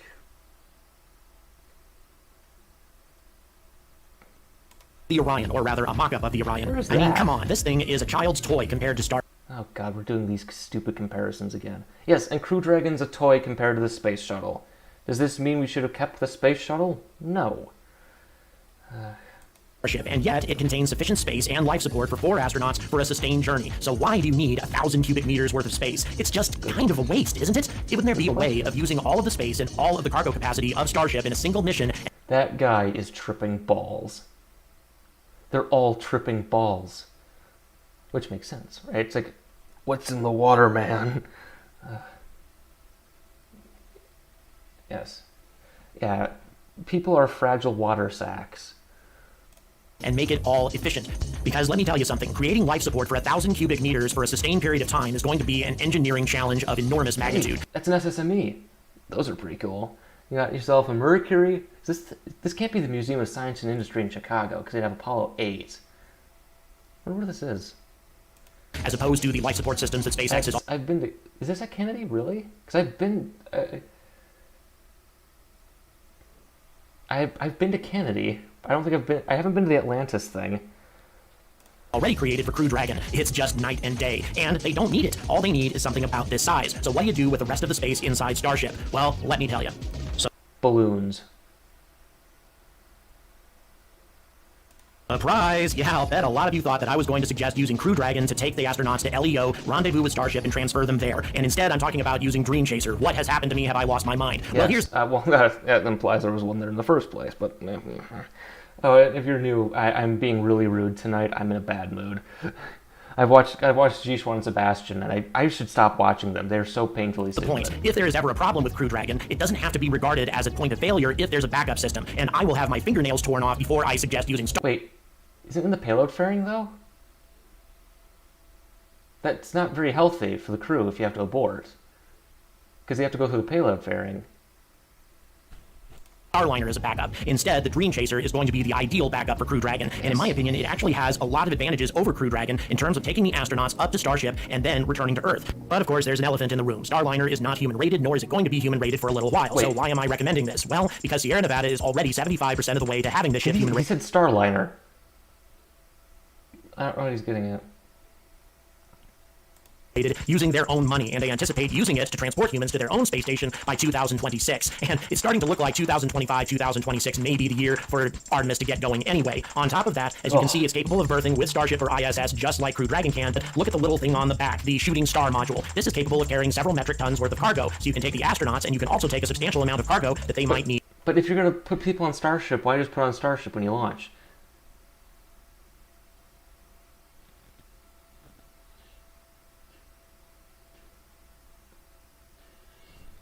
I don't know. Oh, it's the cargo version. Yeah, but he also wants to put crew on this. So I don't know if he plans on doing that.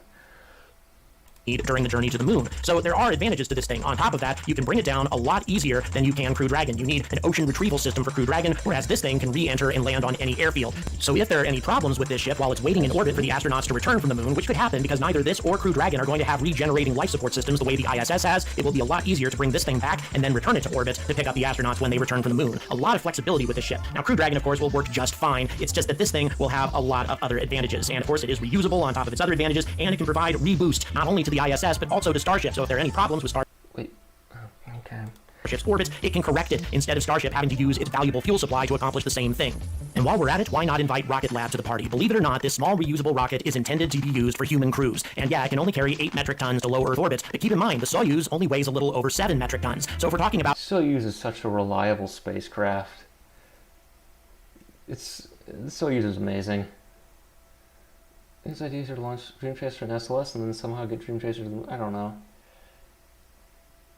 Yeah.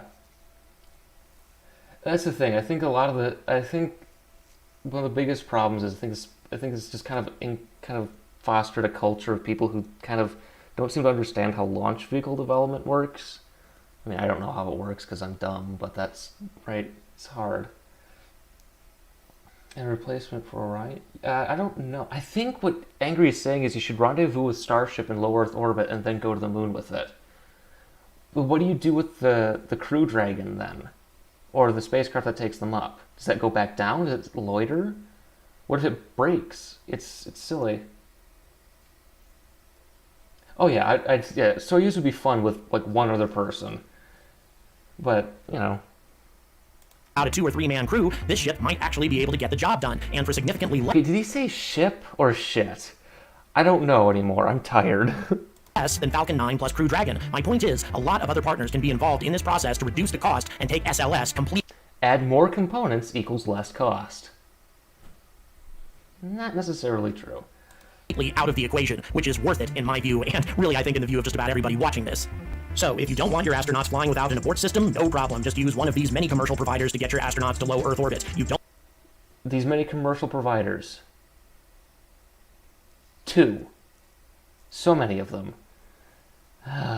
Don't want astronauts to wait during the whole refueling cadence? No problem. Start this process well before the mission even gets going, and that way you can be certain of having a fully fueled lunar starship, or at least a lunar starship with sufficient fuel for the job, ready to go in LEO once the astronauts arrive there. So that takes care of a lot of our issues. But what about the whole thing with taking 100 tons worth of cargo all the way to the moon when you really don't need it? Well, here's the deal. You kind of do need it. In my opinion, what you do is you have a small area, maybe twice the size of Crew Dragon or something, reserved for the astronauts, and that area will have life support. The rest of it will be a pressurized fuel tank. That's right, a fuel tank. Now, what do you use this extra 50 to 60 tons worth of fuel for? Well, strap in, guys, because it's back and better. What the fuck are you doing? Pardon my language. Yeah. Oh man, nation states. I remember doing that. What is this guy? I want to know what this guy smokes. I want to know what this guy smokes. Also, I like, yeah, the new Dynetics lander is way better looking. It can scowl, and it's got a nose. Than before. Yes, the Dynetics alpaca, which simply refuses to die. An interview was carried out recently with the manager of HLS over at Dynetics, and they fully intend to keep working on this thing regardless of what happens in the courtrooms, because they're still hoping to get this contract secured under Appendix N. And in my opinion, this ship is ideal for Appendix N, simply because it uses so little fuel, and it is a perfect ship for just 2 to 4 astronauts, which is all that Artemis calls for until 2030. Until we really... Wait, so he's proposing that we turn Starship into a transfer vehicle.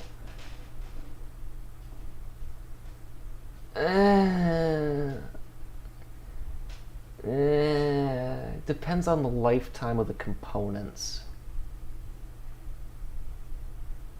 I have to think about that. Does technical? Does HLS Starship work? Sort of. So the answer is it has to be demonstrated. There's nothing conceptually wrong with it. It just is a lot to be demonstrated, right? A Starship on a technical level seems sound. There's nothing inherently wrong with the design. Whatever happens to it is just operational, and like, my big issue with Starship is that no one needs it.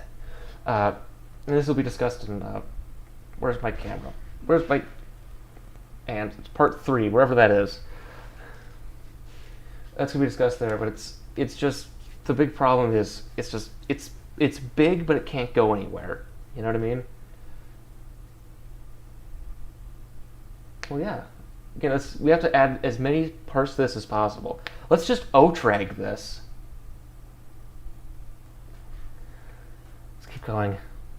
We need gigantic bases on the surface of the moon. We only need something of this size, and it only uses a few tons worth of fuel to land and take off from the moon and return to cislunar space. It doesn't The term is propellant.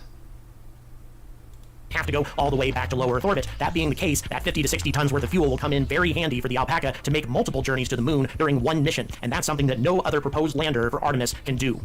And check out this illustration from the Sierra Nevada Corporation, who, by the way, is designing the crew pod and life support systems for the Alpaca. Now we have an inflatable pod inside the Alpaca instead of the traditional pod, which probably weighs a lot less and, in my opinion, has solved their mass issues. I have it on good authority from a source that I can't really quote that the mass issues for Alpaca... Oh no. Wait, why are they driving Apollo lunar rovers? I guess, retro. They just go to the Apollo 15 landing site, restore it, in his garage, and he's, puts it together. Yeah. Alpaca have been resolved, and in my opinion, this is how they have done it. And not only can inflatable modules on Alpaca be used for the crew descending to the moon, but they can also be modified for surface bases. Not big ones, but at the same time, with 2 to 4 astronauts, you don't need big bases. Not yet. This is an ideal vessel to scout out the surface of the moon, while Starship serves as a refueling tanker for this much smaller, but far more flexible vessel. And as you can see here... Oh yeah, look at that. That's some good concept art right there. Wait, are those little models? That's cute. Alpaca works very well integrated into a surface presence on the moon with only a small number of inhabitants. Starship will be the perfect solution when we need dozens of people on the surface of the moon, but that's not going to be happening until next decade at the earliest. Now sure, Alpaca is going to cost a lot more on the front end because they don't have a billionaire founder who can funnel in tons of his own money into the project, but it's worth it if we can get SLS out of the equation. And It's just a hate sink for these people. We got 9 of them, sorry. They're on order. They're being built. No, I know you're going to say, but... Wait, what? If you come from there to move it back, yeah. That's kind of the reason. Because into reachers, they got left on the moon. That's true. Yes, they could use. Yeah. I suppose you could use those again, depending on if they live. landing lunar starship on the surface of the moon and taking off, rendezvousing with the gateway again, requires a lot of fuel. Doing it this way reduces the fuel consumption in Delta V by about 30%, which means 30% fewer refueling launches. And more importantly, we get this damn thing out of the whole equation. I'm not saying cancel SLS. You're just so mad about SLS. SLS has little to no impact on your life, bud. You need to take a chill. I've taken a chill pill. You just gotta relax. Why is it 10:45? Holy crap. SLS today. I'm saying let's have a competing project, like we've been doing with everything else. Let's have two providers in terms of going to the moon and transporting human beings to the moon. SLS is still encountering issues. It's always going to have a massive cost problem. And since we're developing Starship anyway, and Alpaca by the way, and also Crew Dragon, Dream Chaser, and the Neutron, let's go ahead and try to integrate these things into a better solution. All of these things... Only if they work, though. If they work as an integrated payload, system. Why would we want to add needless complexity to the system? Put together are still not going to cost as much as using SLS over and Oh, wait till we do my cost estimations for Starship. 3. We gotta remember, a lot of the modern space fandom has turned to this bizarro religion. It's weird. Space fandom isn't the only thing that has this, where they have hate sinks, but it's just a lot of these people have this problem. A lot of people are having this problem of just turning into weirdo cults. It's so weird. Yeah. Orange rocket, good. over again at the cost of $2 billion per launch. Anything is better than that. We are fortunate enough to live... That's the first one. They're gonna do so many cool things in this rover. They got a roll bar and everything. And what's that I spy? Oh, it's the old lander. In a time where everybody wants to go back to the moon, not just one company. So all I'm saying is, let them. If we need Dream Chaser to take the astronauts up to Starship, Starship to take them to cislunar space, and Alpaca to land them on the moon, multiple... 3 vehicles versus 2. Oh, man.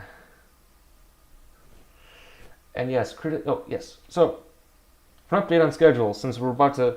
wait, I'll update schedule when this is done. times in the same mission because Starship is able to carry enough fuel to permit that, then why not do that? Especially since it's going to be so much less expensive since every Where would you fit Alpaca in this? I don't know. part of this system would be reusable. Dream Chaser's reusable, Starship's reusable, and Alpaca is reusable. All of those things are simply going to make the whole system less expensive than Starship plus SL. Reusable isn't the be-all, end-all. It's probably more expensive to make something reusable in development than it does to until it, yeah. Let's at least explore this option while we're waiting for SLS to make its first mission, because there's no guarantee that Boeing is going to be able to get this job done any better than they've done with Starliner. So as far But those are different teams. And I think an SLS is pretty much under like NASA management. So as I'm concerned, let's introduce some competition. my prime argument against Starship. Easy. No one needs it. There's no commercial market for it. That's it. And by the way, and just so we're clear, building a rocket does not make new payloads. SpaceX has demonstrated this. Everyone's demonstrated this. You can't make new payloads by building a new rocket. It's never going to happen. Maybe, well, not never, but it's unlikely to happen. The other thing to remember here is, wait, Alan said it'd take 3 vehicles to get to the moon? Oh, that's true. That's true. Heinlein said lots of things. And the other thing with Starship obviously is putting people on it is, there's no abort system. The landing system is basically, is just, let's just kill the crew. Let's have fun killing it, right? There's a lot of false promises for Starship, cost estimations, that sort of thing. You have to wait for criticizing Starship Part 3 for that. Into this system as we have with everything else. That is what has led to success in the past, and it will lead to success in the future. If you like what I have to say, if you want to see another 10 million views come out of this channel, you know how to support me. It's all in the description. And also get ready for the announcement of the sweepstakes winner. It's coming up very soon. So until NASA starts thinking outside the box and embraces reusability in every part of Artemis, not just Starship, I urge all... What would a Starship plus Super Heavy Modified the SLS look like?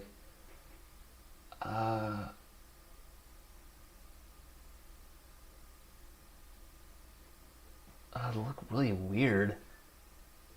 Oh yeah, it's going in part 3. Okay, since this video's done.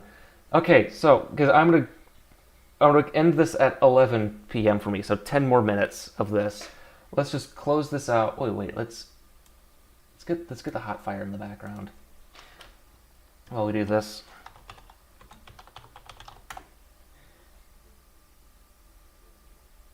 Not S. Let's go with this one, I guess. Sinus, Ross. Let's do this guy. Let's turn off the sound. Let's make the playback speed normal. Let's put this on in the background so we have something sexy to watch. Okay, so here's the thing. So here's the schedule for. Oh wow, this is. So here's the schedule for the next 3 months. I've just redesigned Percheron, so that's going to come out in a week or two. Then I'm going to do the Space Guns video in late October. I have to go to a wedding back in Minnesota in a month. Yeah, a month from now, I'll be back here from going to Minnesota. So there's going to be a wedding. I'm going to be a groomsman. It's going to be fun. I just got the suit. It's going to be great. So I'm going to do Space Guns in late October. Then I'm not going to do anything in November because, oh gosh. And then I'm going to be criticizing Starship Part 3 in December. That's it for the year.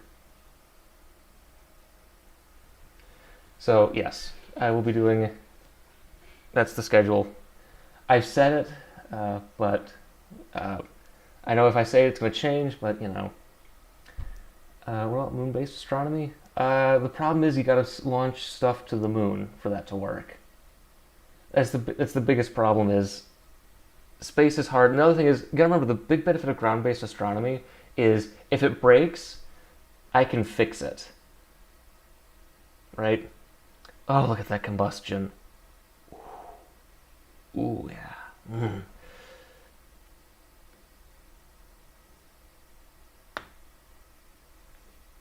The wedding's in Waseca, my hometown. AMLLV. Oh gosh, too many acronyms for me. I know AMLLA. Wait. Mononuclear fan hates reusables. Yeah, the pro-nuclear. Well, I mean, I'm pro-nuclear, but gimbaling. That's sexy. I'm pro-nuclear, but yeah, just a combination of things works. Let's see. No starship. Yeah. Yes. Hello, James. Just you came in about the time I'm going to end this. I'm sorry. Yeah. Well, aiming for Christmas might be. I'm targeting somewhere around there. The script. So I wrote the outline for it. It's enormous. That's what she said, and it's gonna be about an hour long, I think. Why is there a red X? Okay. Friends from the. Oh. Yeah, anti-nuclear hysteria is done too. It's not mine. It's someone else's. It's a friend of mine. I'm gonna just be a groomsman. I'm the cutest one there, though. I mean, how many subscribers on YouTube does my friend have? 0.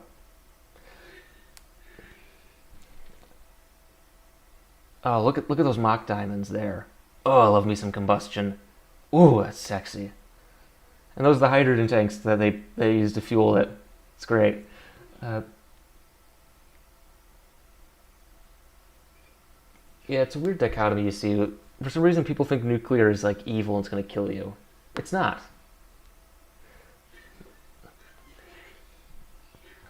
So, yeah. And then I have a schedule for next year. It's going to put me into about now or later. So, it's scheduled. I'm not going to tell you the schedule because if I tell you, it's going to change. Remember my plan from earlier this year? That's not happening.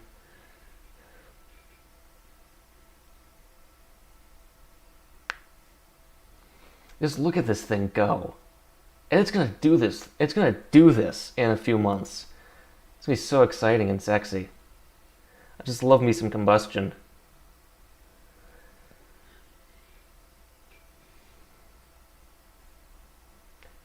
I wish I could have been there for that, but who knows.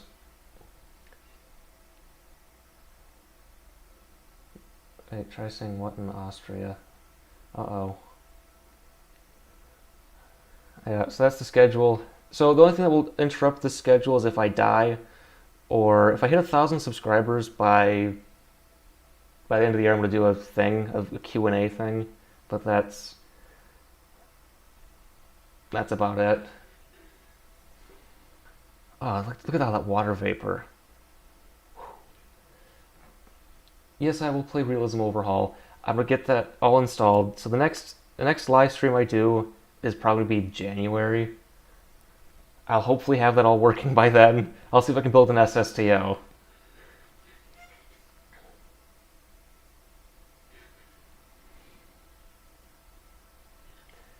I also gotta see if, hopefully my computer can actually take that. That's the thing. Wait, there's a little graph here on this. Why does STL come off and the OSA and Orion itself will be out? I don't know. I haven't been following Orion as much as other people. I've got a hydrogen. It's probably gonna happen soon. Haven't they done the modal testing now? So it's just gotta be soon. Oh, you put in your constitution that you don't like nuclear power? Well, I should get CCAN. I'm gonna do it. I have 1.12. I downloaded that. I'm gonna take these off. I can't see anything. Oh, look at that. SLS. So I'll do. Yeah, I gotta figure out how to do that. Oh, and then more Know Your Rockets. Let's keep installing Minimo. Gotta write that down.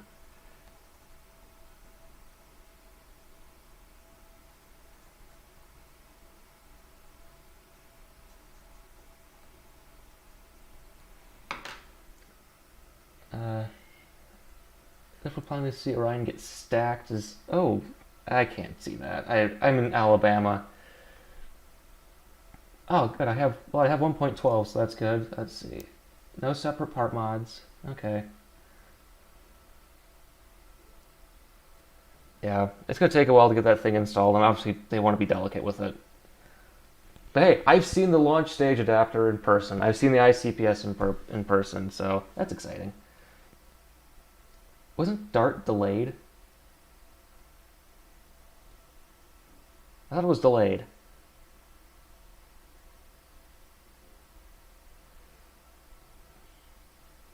Yeah, that's going on a Falcon 9 either this year or next year. I'm media. I have 800 subscribers. How many do I have? 825. I've gained one. I'm media. I mean, how many subscribers do the media people have? Exactly.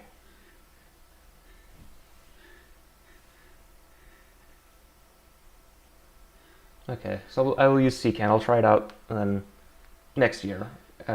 As fun as live streams are, I watch To the Future and I get mad. So I don't want to get that mad. So I'll do that, yeah. Well, I gotta remember, so just for reference, the computer I'm doing this all on right now was made in 2015. And it hasn't been updated since. Ooh, gimbaling! Ooh, yeah.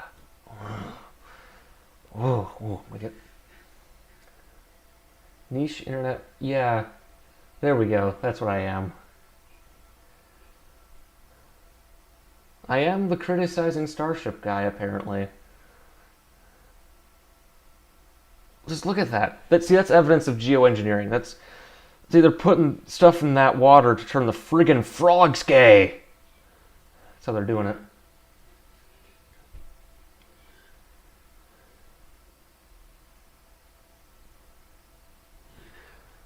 Oh, it's 14. It's sad because I'm going to be stopping soon. And then there goes the sparklers, and oh, that was exciting.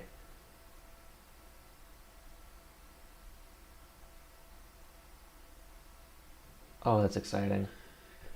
Well, everyone, it is 11 o'clock for me. I built a bed today.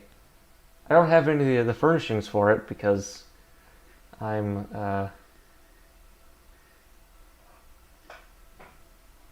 lazy. Yeah, everyone's buying up. Isn't everyone buying up like graphics cards to mine Bitcoin? It's annoying.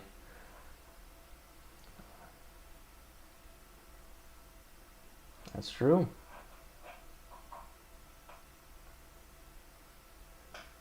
Man, Austria's got some bad things happening to it. I mean, there was that one guy in the past. Oh gosh. Oh. Oh god. It is how clouds are made. It's all geoengineering. I was actually going to respond to a video made by one of those people who said that, who got one of the SSME tests, but that was like 2 years ago. Man, the channel's changed since I started it. So, yes. Well, okay, so it's 11:01. So let's all say goodbye. Goodbye.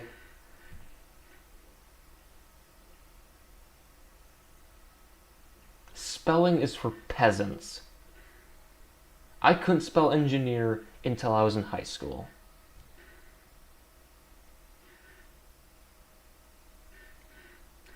Well, good night, everyone. It's 6 a.m. Oh my. Well, good night, everyone. Have a lovely evening. I'm just gonna wave until it says 11:02.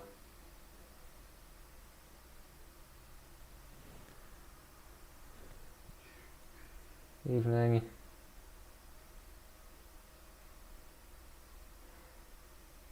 Night. All right. How do I end this? Oh, is it end?